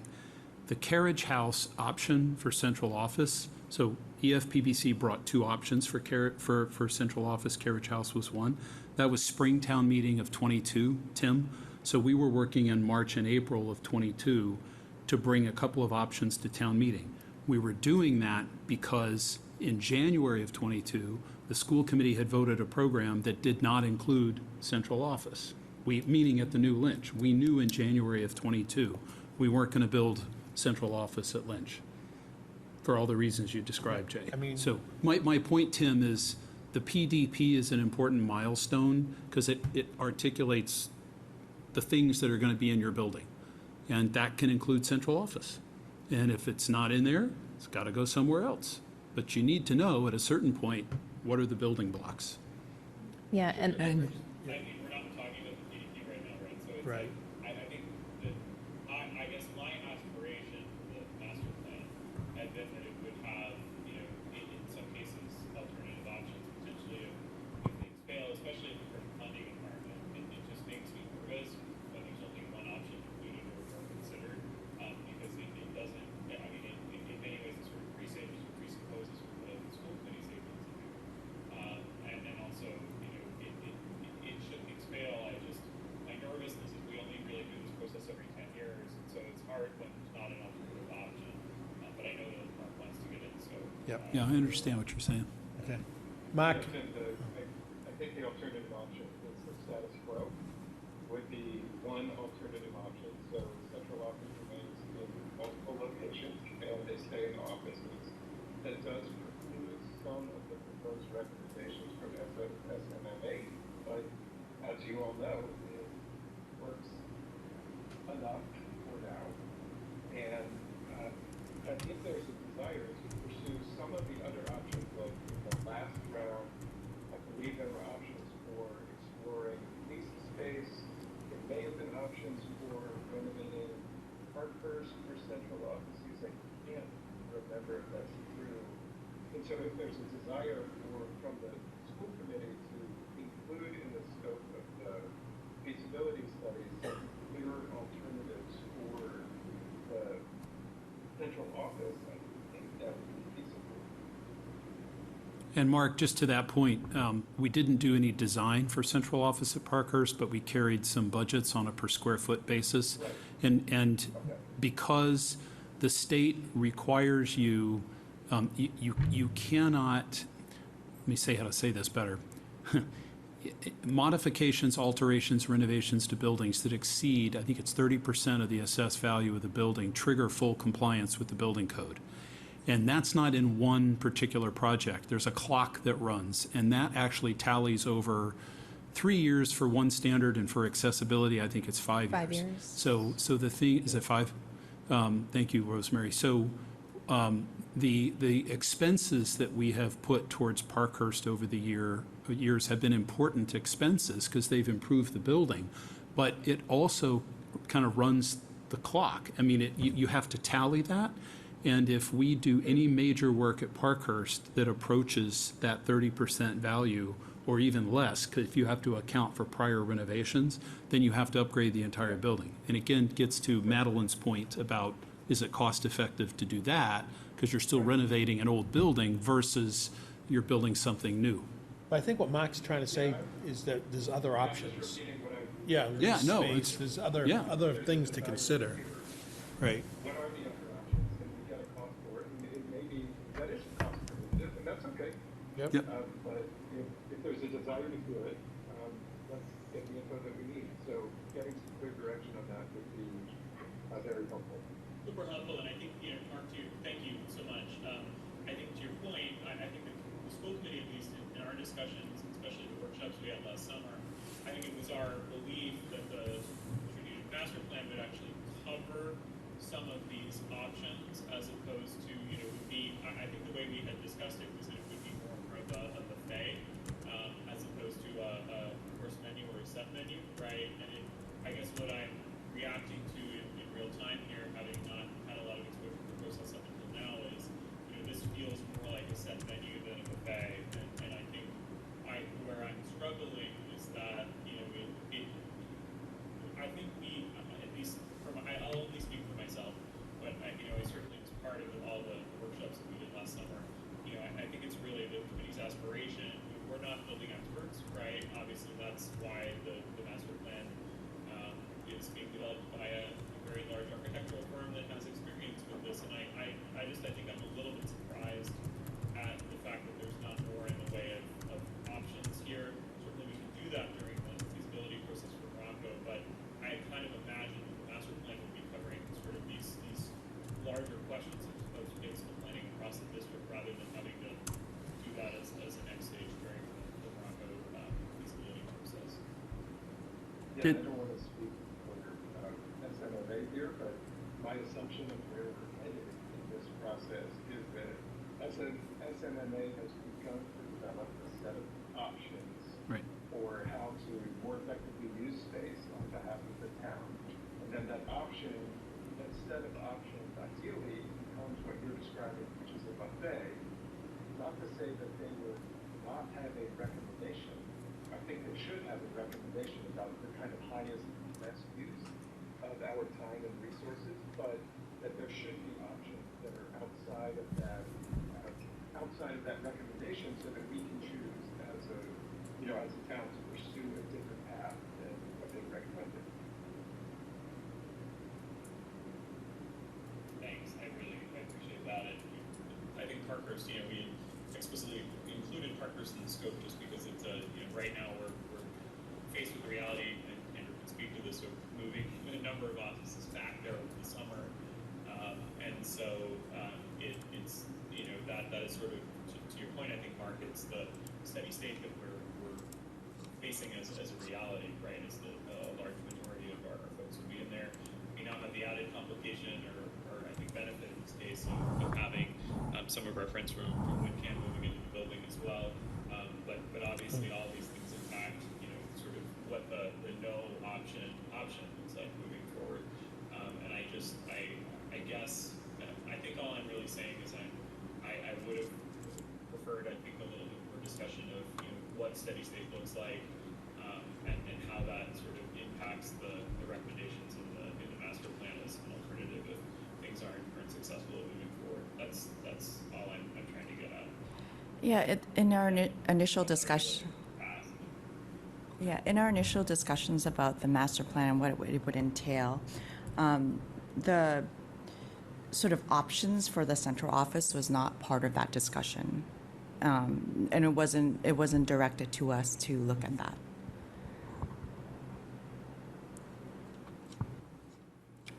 Thanks. That's helpful to know.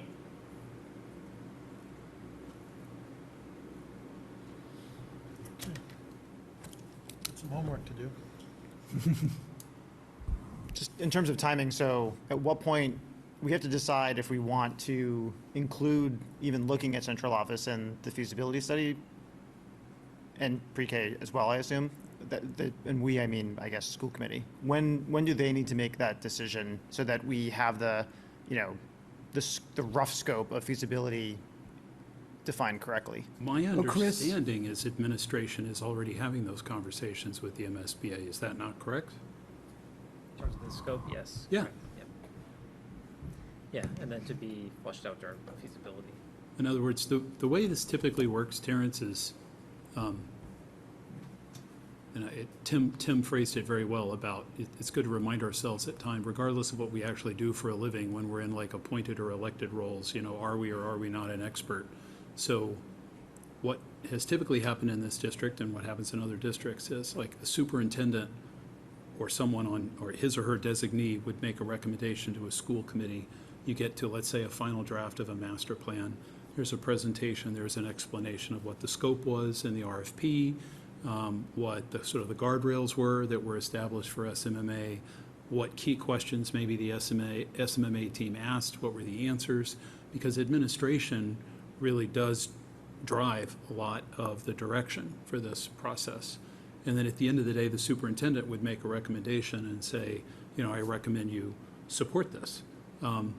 Because if Frank Hackett feels strongly, for instance, central office should go into a new Morocco, I may have an opinion about that, but he's the one we pay to have an opinion about that, if you will. But the school committee does have that role to vote the program.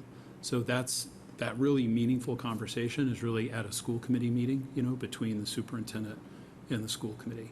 And I feel like we kind of did some of that, Jay, with TAP-A on Lynch, where we talked about, here's the core program you need to meet the MSBA requirements. Now, here's this other stuff you've been talking about. But, SMMA, to Rosemary's point, we're not in feasibility right now. So whoever that architect is, I think they're going to look at the school committee and superintendent and say, what would you like? Is that fair? Yeah. And Chris, to go back to the memo that you mentioned earlier with the timeline, proposed schedule, timeline. yeah. The schedule. And I think to get to Terrence's original question, if we stay on the same timeline that's been projected, the MSBA vote for the feasibility study would be February of 28. Is it? And let's see, and then preferred design option, I'm trying to find the PDP. Yeah, I couldn't find PDP, but But the you're- end of the you're right. feasibility period on this memo would be the MSBA meeting in February of 28. So feasibility starts in January-ish of 27. I'm sorry, I'm looking at it right here, Richard. So New Morocco Functional Space, the New Morocco Functional Space Program Development is July of 27. So basically a year from now, if we stay on the schedule. Doesn't mean it gets voted in July, it just means it's in review, because by August, we're starting to begin thinking about design options. So basically a year from now, we should have some idea of what the functional program would be, if we stick to this schedule. Yeah, and again, really, the very final drop dead Yeah, is at the end of schematic design. So which is the if you date have, Richard was just saying. yeah, so if you have until 2028, if that's the end of SD, then that is really like the final, final line in the sand. Like, so there are some districts that have done that before where they've very significantly changed program up until that point.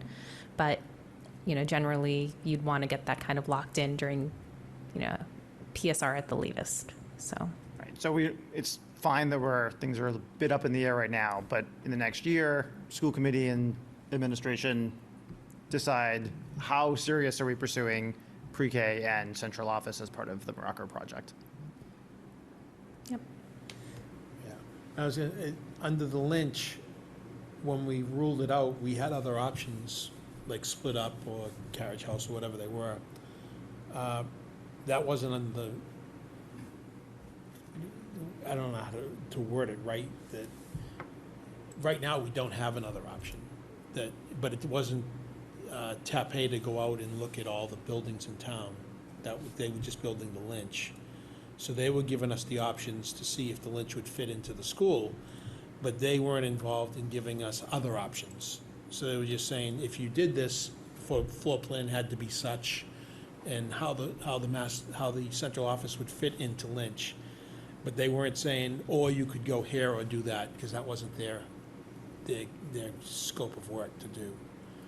But Jay, would that be part of the scope of work of the feasibility team when we hire one? I guess we would make that the scope, Exactly right. because when we hire them, we write the scope. So if the school committee comes back and says we want alternate locations for central office, then when we hire the feasibility, that would be scope, will be to look for an alternate. And they do, the feasibility is the one that comes up with The budgets. alternatives. And they come up with the budgets. You know, SMMA isn't telling us budgets for doing these classrooms or anything like that, but they're not hired to do that.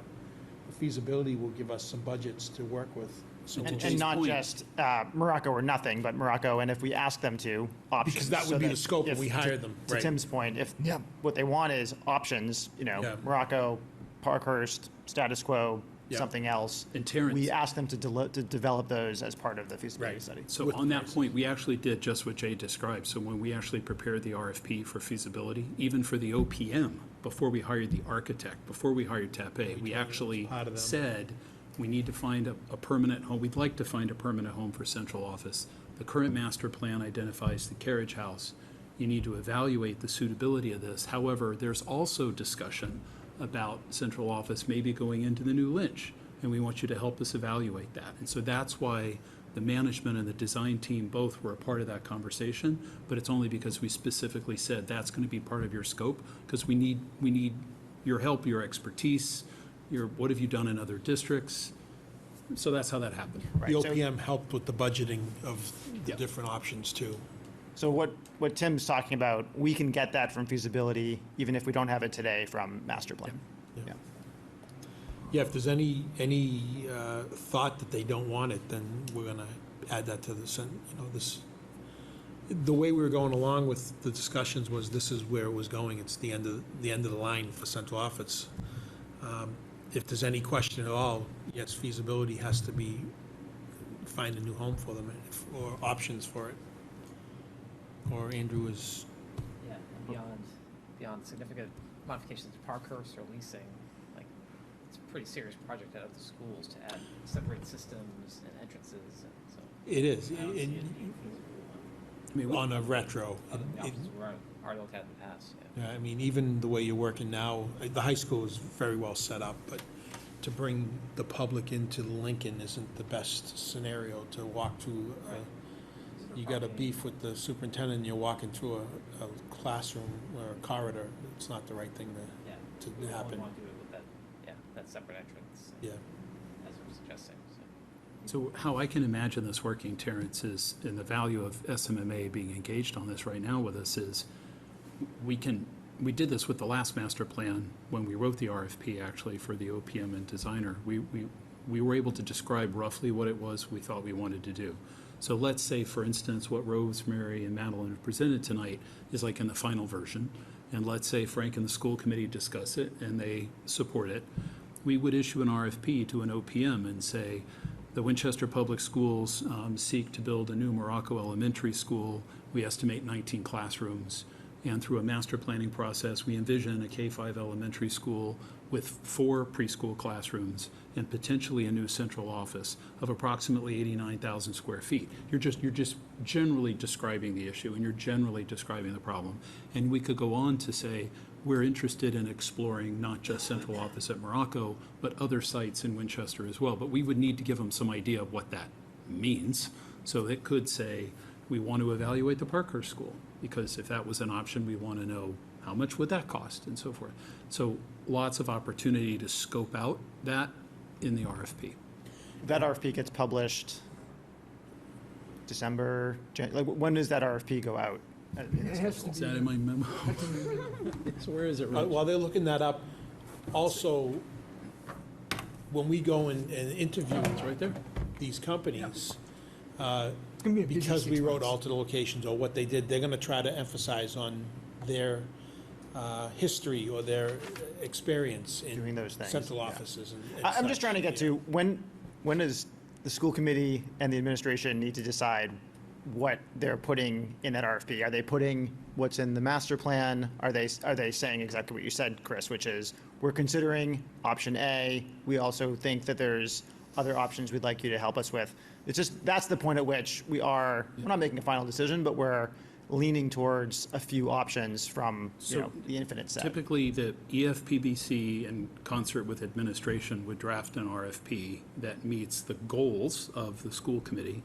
Right now, and Tim, if you have it, this is at the top of page 2 on that memo, the OPM request for service is, it says it would be due between December or it would be January 27. Right, end of this year, Yeah. roughly.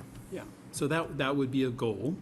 And so to facilitate that, Terrence, we would expect that the superintendent and the school committee are talking about what do we think of where SMMA landed? Are we okay with the description of this Morocco Elementary School? Are we okay with the 4 preschool? What else do we want to say about that? Or do we want to explore central office? Because there is a portion of that RFS where we have to describe what it is we think we want to do. So I can imagine, that conversation should certainly be happening, Tim, maybe in the fall, like October, November, if we're sending an RFS out in December. January.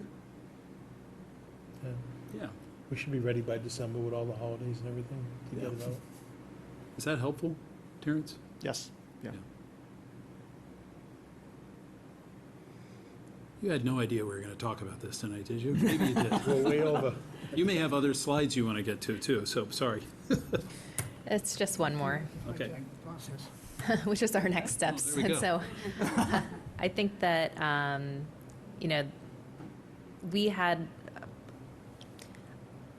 I had an idea of what our next steps were going to be. And so, in addition to finalizing those recommendations to the capital plan, kind of parsing out like which part of the scope wants to go on the capitals list, and which ones want to get incorporated as part of recommendations, either short or long term. Refine the Morocco recommendations, get some draft cost estimates, knowing now roughly the size of the Morocco school, unless we get some feedback on, different direction, and then, start to pull this all together into a draft report. But it sounds like maybe the committee needs to, I don't know, think Well, how a does little that more sound? if there are How any does other this next sound? steps that need to be included here. I'm thinking if I go back to the order where you were presenting tonight, I think it would be helpful, we spent some time looking at that or recommended enrollment slide, right? And that, I think you called it capacity. I think it would be helpful to clarify what those numbers mean. So for instance, at Morocco, where you did the renovations last summer, or do we envision those as temporary construction to, and therefore there's been no change in the understood sort of design capacity of the school? Because we do have those, we have those numbers. We can go back and say, these are the design capacities of the school, with the understanding that, let's say by year 5, Morocco goes down by 40 because we would lose the 2 modulars, and Ambrose does the same. I think everybody's on board with that concept, and that's even expressed in the SOI. Those modulars aren't going to stick around.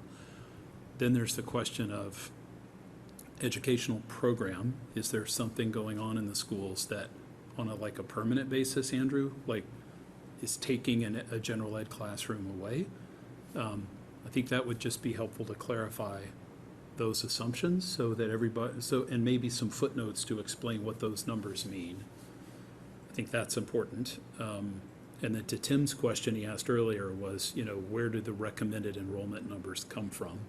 I think we can talk about that a little more and explain kind of where they come from.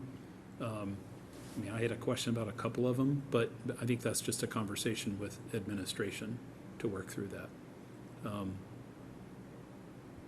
That's where I think we should start. As far as the Morocco stuff goes, I would suggest it really doesn't matter whether the Morocco's capacity is greater or less than 60. If it was 60 more or 60 less, the question I would have for SMMA is, does that substantially change your kind of site plan thinking right now? And if it doesn't, then we don't need to let that kind of interrupt the work that you're doing. I think it would still be helpful to understand the topography of the site. Have a Unless it was little, gonna drastically change the footprint, yeah, there's no reason to be, it would be on the lesser anyways. Yeah, I So- mean, we can do like a high-low estimate for the enrollment, you know, based on, again, if we are to look at those number of classrooms with the, like, 20 students per class or something versus the MSBA's 23. You know, what is that number? It gives us the capacity up to that, but what is the actual design And, enrollment? When you did an overlay, and this is not really part of your thing, but I'm just curious if, does the school have to entirely come down for the new school? Yeah, Yes. There's just nowhere to build it otherwise. because swing space is not as easy for the Morocco as it was for other schools. You know, Right. Ambrose, they could walk to the Parkhurst, and Yep. Lynch wasn't that far off for busing, but this is the other end of the town to, Yeah. and also that Yeah. kicks you out again. Even if the floodplain It's our does trailers recede back. to that There's a lot to point wait. that's recommended by the VHB. Can you go back to the, Yeah, I think like with the culvert work done plus engineering, is there no path for that AE side to the Yeah, west? Yeah. Right, Yep. right. that's what I'm trying to get at. That's what I was kind of hoping too originally, was that we were going to gain some land to. 'Cause there's a lot of, I mean, there's a lot a lot of of space. space. So- It is all very Yeah. wet Move the space. building towards the railroad track. But so I think that that's also, I mean, because we only have like a PDF image of it, right? We don't have like the actual like CAD lines or data or survey of things of that. But I do think that that is, again, this is based off of the FEMA maps today. So during feasibility, you will have the team being able to look directly at the, you know, hopefully they will have more of that, you know, hard data to be able to look at where that can go. But even, I mean, But let's say you- if I'm you- not if you- sure if it, Yeah. we can go back to our site team and ask, you know, how much do they think we could actually build out into that area? Even partial with trailers would be a help, you know, if we were to get half the school down and add trailers, portables. It's not as easy to relocate these students as it is the other schools that we've done. You know, Mark has his hand up. Thank you. I'm not looking up there, yeah. Go ahead, Mark. Sorry. Some of these questions sound like feasibility. Yes. questions. I think, you know, identifying the scope of Morocco and the options associated with the new construction or renovation are kind of that's the sort of key output of the master plan. I would think, and the identification of alternate sites would be something, I guess in my mind was in advance of the feasibility study. Yeah. We would identify alternatives we want the team to explore. But is there a different understanding of that? No, you're right. No, you're right. You're right. I think what would be helpful would be if SMMA, if you could include the, and we can reach out to VHB and get it in whatever format you need, even if you're just including the VHB plan, like the, I forget what language maybe it's estimated or projected 100-year floodplain, then folks would be able to see, you know, what were your assumptions when you did your modeling, and then what does VHB suggest might be available as additional site? Because that, as much as my hope is it will be addressed during feasibility, but I don't know how long it takes to get a remapping, especially today with various, you know, federal departments having been reduced in size. So it was never a quick process to begin with, and I am concerned. Well, we took on the high school with the assumption, and they all agreed, let us go that way. There were assumptions made with the high school. Yeah, but except we stuck with an existing footprint, though. Right, but still, MSBA, we made assumptions as to what we were doing, especially when we were filling in areas and such, and they let us go on the assumption that the map would be redrawn, Yeah. so. So I just want to say, I mean, I'm looking at this, thank you very much to the team for your work. It's clearly very detailed. I think my sort of overall impression of this is, and I'll just be very transparent, being the chair of the school committee, my lens is very much regarding, how this is going to land with the public and sort of at this particular moment in our conversation. And I understand in many ways those are not considerations that a professional architecture firm needs to have, right? But I look at this particular, this particular deck, and I guess it isn't exactly what I was expecting from this stage of the process, right? It feels like so many of the slides we reviewed were about Morocco, and they, to the points that some folks have made, utilitarians. I guess my concern is we have a very, a Morocco community that's very much, for a variety of reasons, on edge right now. And my concern is sort of the ways in which some of this information is packaged and presented. Obviously, this meeting is going to be public, but in terms of sort of, our final iteration of this, I want to just make sure we're really tight on making sure that this is, as Hugh's as close to the sort of understanding of what a master plan should look like, rather than sort of, giving folks the impression that before we've even engaged in the feasibility process, decisions have been made about, the placement or the shape or the size of the building that, is very much still under discussion, right? And so I guess I'd make sort of two suggestions. One of them is, as I was sort of mulling over the comparison to VO and what I had some questions about earlier, it does make me wonder whether, comparing it to Lynch, which was our most recently completed school, makes a little more sense just because, as our SMMA partner said, this is, there's been some changes in terms of what the MSBA requires since then. So I guess I just asked the question whether it would make better sense to have any comparisons be made public, to Lynch rather than VO, which is now 13 years old.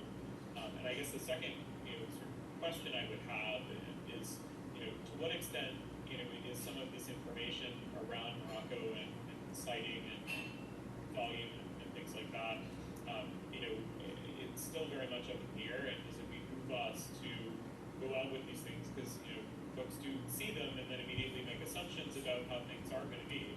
We've already, on this call, meeting, had folks asking, well, does it have to be there, right? What I'm nervous about is that, there's quite a bit of what could feel like, depending on, whether the context is one way or another, it could feel like very determinative information. So I guess that would be my other sort of question / discussion point for how we get to finalization is, what does it make sense to sort of put out publicly? Because we very much have a lot of work still to do on Morocco, and while I'm appreciative of the work that's done, and it helps us kind of do the next stage as well, I'm also mindful of the fact that we have a parent community, a family community, as well as the broader Winchester community that might be asking questions about sort of why these decisions, quote unquote, could have, again, quote unquote, have been made before the feasibility process is underway. So Tim, can I just react to that and say, I think the information, the level of detail and even graphically how SMMA is showing it is very much in line with our previous master plans. There was a pretty clear scope of work for them in the RFP. They're working towards that. One just has to have the conversation, Tim, just like we did with the last master plan. So I'm trying to follow what you're saying. It's not design, but we need to represent the building would be approximately how many gross square feet to accomplish what goals. So the goals were established by the RFP and through conversations with administration. Thank you for bringing that up. It's not design, and if you compare it, Tim, to the current master plan we have from Flansburgh, it's very much like this. It's just blocks of color that say, well, it could go here, it could go here, it would be about this big. And I appreciate, your point, there will be people who look at it and think it's designed or it's done. But I feel like we've managed that well in the past. Well, times have changed. I'm thinking the last master plan, we were in a room. This wasn't, I see Tim's point. This is going out to people who think we're building a school. This will be tomorrow that we're building a U-shaped school. Yeah. That's not the purpose of tonight's meeting, except technology has changed. We're not just around a table right now discussing the preliminary master plan.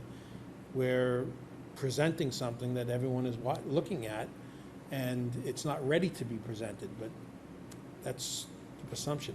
It's out there right now. But we're a public body, and this Right. is part of the process. It is, but if you're not following it from the beginning, you don't understand the way the process is going. Yeah. We all understand because we've been into it for multiple years and everything else. Anyone else look at it, they think we're building a Morocco, that's right there. This Right. is just a step in the pathway going, and that's all it is. And we have a long way to go, years to go, before this is ready. So, I just, I'm very sensitive to the fact, I know, Chris, you weren't on the committee for this, but it's, we had over 100, approaching 150 Morocco community members who were at our meeting very recently. I know there's a very active, now WhatsApp group among that parent community, where, very much discussing the decisions the school committee's making, the decisions that administration are making, and are sensitive, truly, and I get that, right? Because I had an incoming kindergarten in the fall. I get that very much. And the last thing that I want is for us to send a message as a public body that, this is, that decisions have been made, right, around how swing space might need to be used, whether their children will be displaced, et cetera, which there are some presuppositions in this, draft proposal, which is, very much at an early stage, right? I'm sensitive because I'm aware, being a part of this neighborhood community, that I don't want to create any indication to the community that we have made any choices as a school committee or as an EFPBC, around that there has been a determination about how this school will be reconstructed. I appreciate the history, but I think we're at a very different moment right now. We definitely have not, in 20 years, had a situation where we've had a failed operating override. I'm going to be transparent and tell you I'm nervous because we're going to have to do a debt exclusion for this. And I want to make sure that, has its best possible chance of succeeding as well.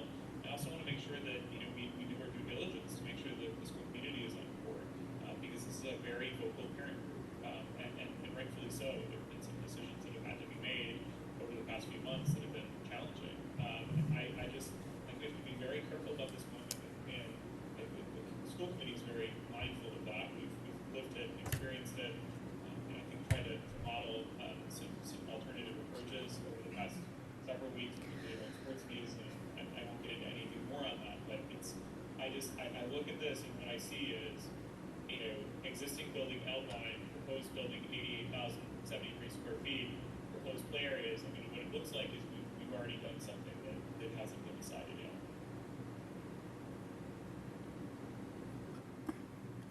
I wonder if SMMA can react to that, Tim, because this is exactly what we asked them to do.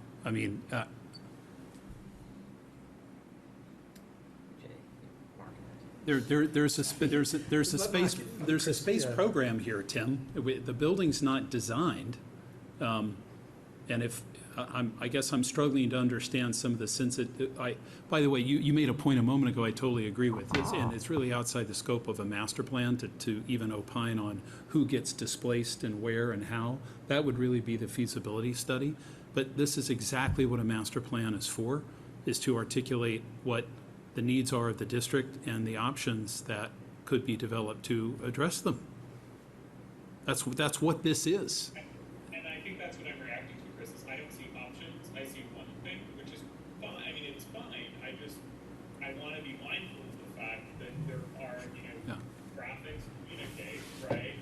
Yeah. And there's not a multiplicity of options here, and that's been the case sort of across the entire plan, which is fine, but in this particular case, I worry that having a single option sort of sends a message that we've already decided. Yeah, we should just take this out of the Mark deck. wants to say something, but I have to Right. just clarify something, Jay. Tim, if you look at the current master plan we have, meaning the one on the shelf, the one that drove Lynch, I think there were two options for Lynch. There was a 2-story option and there was a 3-story option. They were blocks of color, no different than what Madeline and Rosemary are showing tonight, and they don't look really anything like the building we built. The purpose of that, Tim, was to say, well, based on the program we think you need, it would be a building of approximately this size. If you build it in 3 stories, this is approximately the footprint. Here's approximately where it could go. If it's 2 stories, it's different. It's not like an option, and your feedback is really important, Tim, because I wouldn't want the committee to think the purpose of the master plan is to come up with like 5 options, and then the community will tell us which one they like. That's not how this works. This is just to help us sort of envision. Right. And But- Esma May can articulate it better, and Mark can too. But I think maybe what I'm taking away from this conversation is maybe it's going to be important, Jay, for us to really communicate back out to parents what the master plan is really about. Because we will be making multiple options when we get to that step. You know, that all doesn't happen right now. Yeah, we're not there yet. Maybe this shouldn't be in the deck if it's gonna confuse people. Or could you just like really big draft, Yeah, I like know, all just across it? maybe or that- I something? they try to don't write even get that preliminary either, yeah. everywhere, but maybe it's just like, Let's see what Mark has. like fever dream, I don't know. Or like putting asterisks like above the chart and just say in bold lettering below it, like these are just. Yeah, I would I don't know take how it you- right out and just, if it's gonna confuse anyone, take it out. Mark, sorry about that. What'd you have to say? No problem. I don't, you all can hear me. I've got the microphone issue. We can hear you. I think Tim, I think all of your wordings are absolutely right on, and I think it is important that the message that the community receives is actually the intent of what we're doing with the master plan, which is to open up the possibilities, not to close them off. The SMA team actually prepared this plan for us, and really at my request, because I just wanted to understand, hey, if we have a new program, which is going to be, as we established earlier, a little bigger than the existing one, given the constraints of the site, does that even fit on the Morocco test? And I think what we're learning is, from this diagram, yes, a 2-story building appears to fit on this site, and maybe there's even more thoughtful ways to make 2.5 or 3 stories, and you can treat it, but all that. I think if it were couched in that kind of language, it was, we just wanted to check, does it fit, rather than, and here's the option we came up with. I think that comes across better. And additionally, I think the master plan should mention that among the things that Morocco will, the exploration of the feasibility study of Morocco will be similar to Lynch. It will be an additional renovation of Morocco. It might be alternative sites, and maybe we even identify alternative sites that might be considered, as well as the existing sites. So, anyway, I understand what you're saying, and I agree with it, and I just wanted to say, the language that we eventually get to, and I may return the next class to it, but we'll get there, and how we draft the final version of that. And it occurs to me too, Tim, that when we get to feasibility at Lynch, my memory, Jay, it may even actually still be on the Lynch website, I think we had 13 original options that were developed. I'm just going to go, actually, yeah, they're still here. We had a renovation option, add reno, 2 options. We had 1, 2, 3, 4, 5, 6, 7, 8 new options. And then we, with it going through the process, those became 6 options. And then I think 6 became 3, and then we got to We're in the same point we were. There's no question. It's just if some people, there's nothing wrong with what we did. It's all gonna flush out in the feasibility. Yeah. If this is confusion some people, I think take it out. If not, Well, I think like this, as Chris said, like what we did is pretty standard for master plans, but we understand that each community is different, and each community is, when we present, is at a different stage. And we can certainly modify this diagram to be more like a bubble diagram. This is the square footage we're trying to fit, to simplify it more so people don't see it You as could say it, something. but dumb it down. Yeah, basically. Yeah, I think we did too much work on this diagram. So, we hear you, and we can certainly like make alterations to make it less like it's something that's like Maybe definite. just show the outline of what's a buildable space. Yeah, like Anything within this is buildable. right. Whatever you can imagine, wherever the floodplains are, we can use this space to build. Yeah, And then we just the have- post-culvert floodplain view is, I think, the most useful because it says where Yeah. it's even possible, right? Whereas this is, fine for this presentation, but I agree. It's almost it is blocks and colors, but it's also somewhat specific. And imagine the person who lives in the southwest corner of Tufts calling saying that the school's gonna be too close to my house. Yeah. Yeah. Yeah, you're right. Yeah. I do think the inputs that got us to this, just to go back, you were kind of going back through, Chris, the Yeah. conversations we had as we went through the slide deck. The biggest one to me that's still open is the enrollment. And I know that we're saying that what we have is the UMass, and this is not for SMA, but this is for us, I guess, as school committee and administration. If we're not going to have anything but the UMass Dartmouth enrollment numbers, that is going to be a problem. So I don't know when we get some forward-looking something. I know you guys put that together for just the year ahead as we had the budget conversation.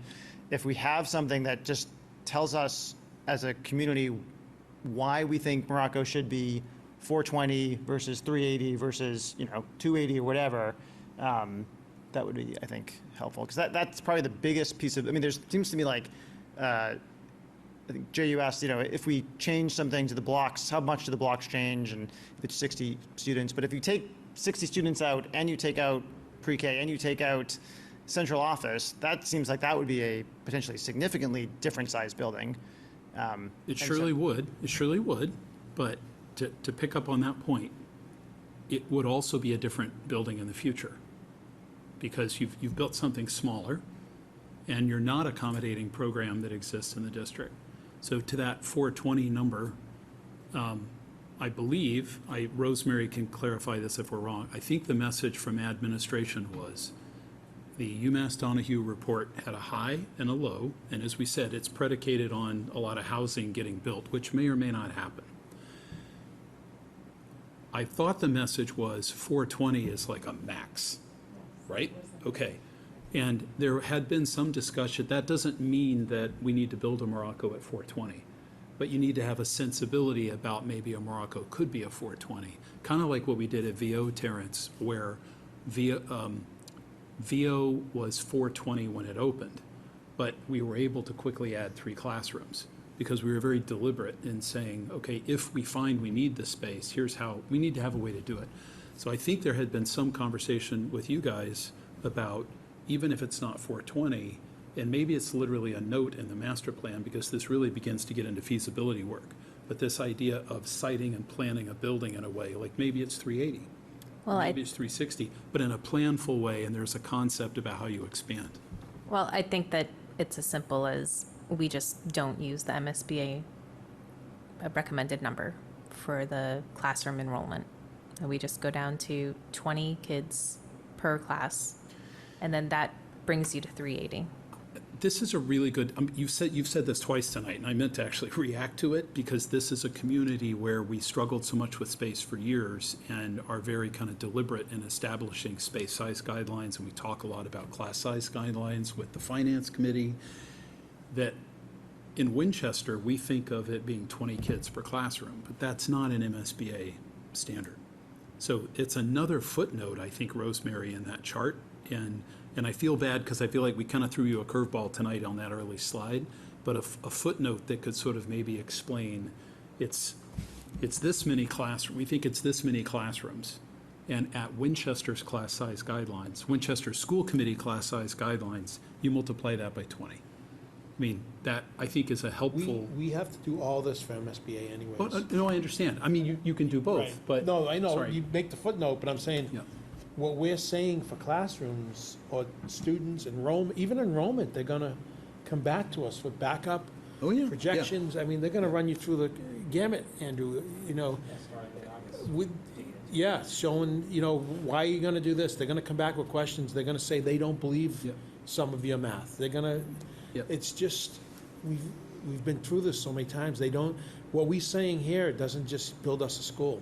That's right. It just gets us to the next point that then starts, one of the next points. But I can remember all the chats saying, if this was to happen, if this was to happen, if this was to happen, we could be here, you know, and they kind of agree or they don't agree. Yeah. And then they might come back and say, you can build it for 420, but we're only reimbursing you for 380 because that's what we think you need, and the rest of it is on your own, you know. Right. It's, Yeah, so, you know, the 4Ks, the 15 grades 1 through 5 classrooms, then at 20 students per class, max cap of 20, that's 380. There you go. With the higher number that the MSBA typically makes you calculate with, then that would be your 420. So I will just revise it so that it's 20 students Yeah. per class. And I think it's just important to have that footnote, because in this community, people will look at your total enrollment, and they're going to Yep. divide by 20. Yep. Yeah. So I'm just going to change that, and then I'll put in another note on, you know, with MSBA, you know, with MSBA numbers, that would be at 420 because of the higher classroom count, or higher pupil count per Right. class. I think that'd be helpful. In terms of, you know, just sort of a high level, please do not take this as any criticism of the work that's been done, because it's really excellent work. I think I'm just trying to understand, you know, how to move forward from here. And I know that at least 2 of our school committee members were able to be on for part of tonight, but not at all. We've had one who's been hanging out with us the whole time. Shout out to Mr. Hopcroft, as well as myself. I think sort of as a next step, I want to make sure that what we do is we actually have a more formal conversation with the committee, and what I'm wondering is whether, you know, when we get to this next iteration, Terrence, I sort of, let's partner on this in terms of keeping the Morocco community in the loop, because the last thing I wanted is for folks to be, you know, sort of surprised or blindsided by information. And so, you know, when we sort of get into a place that everyone's comfortable with, I think, you know, it behooves us to socialize it with the community, and, you know, whether it's via school committee meeting or what have you, we can even do it on site in Morocco, like we've done in some of our meetings over the past year. But, you know, just to make sure that folks are looped in and up to date, so that nothing comes as a surprise, or, you know, they sort of very clearly understand whatever messaging, to Chris's point, goes out to the community, so that they understand what point we're at on the timeline, what point we're at on the journey to the new building. Yeah, I think like a joint meeting could be really helpful, Tim, you know, with the school committee. And there are, you know, Morocco parents eventually become McCall parents and high school parents, so that I can imagine a joint meeting that talks about, you know, really all of this, and we do it at Morocco, because that's a community that's really has a vested interest, but it's all important. I mean, everything SMMA has been presenting tonight was articulated as an ask in the RFP.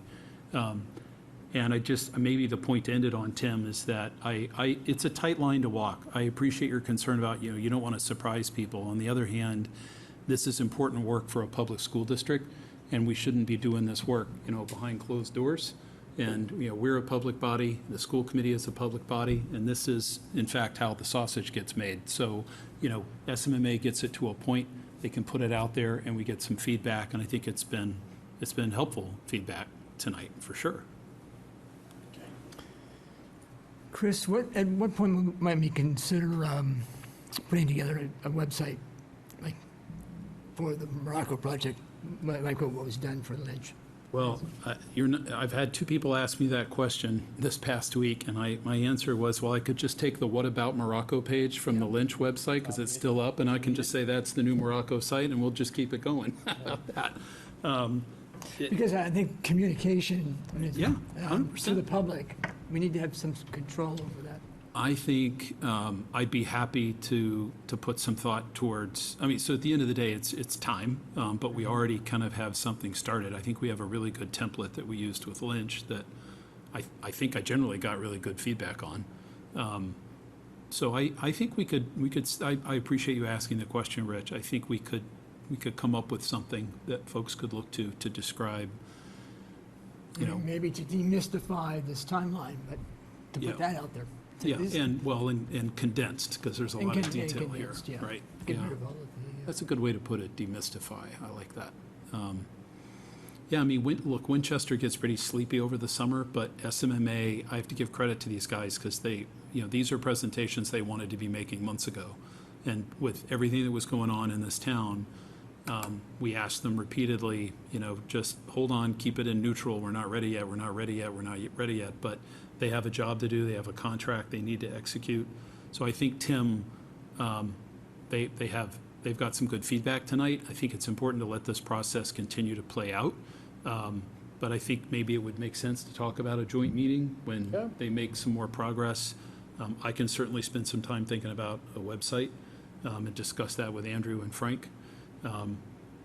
The challenge, Tim, is always, the way we've thought about this in the past was the summer is a great time to get a lot of work done because things are quiet, but that's a double-edged sword. It's quiet because a lot of people aren't here. And so, you know, then that becomes difficult. You don't want the appearance that you're making big decisions while everybody was away. My feeling is we're not making decisions here. SMMA is working on a master plan with options. You're articulating the shortcomings we have in our buildings. You're identifying better ways we can fulfill the educational program, and you're going to deliver us some options. That's what it is. I have no problem continuing to keep this process going this summer, even if that means that there's more sort of a formal acceptance or something in the fall. But I just want to be sure these guys can keep going. Is that fair? Yeah, and they got, Yeah. you get marching orders, right? You know what you have to do.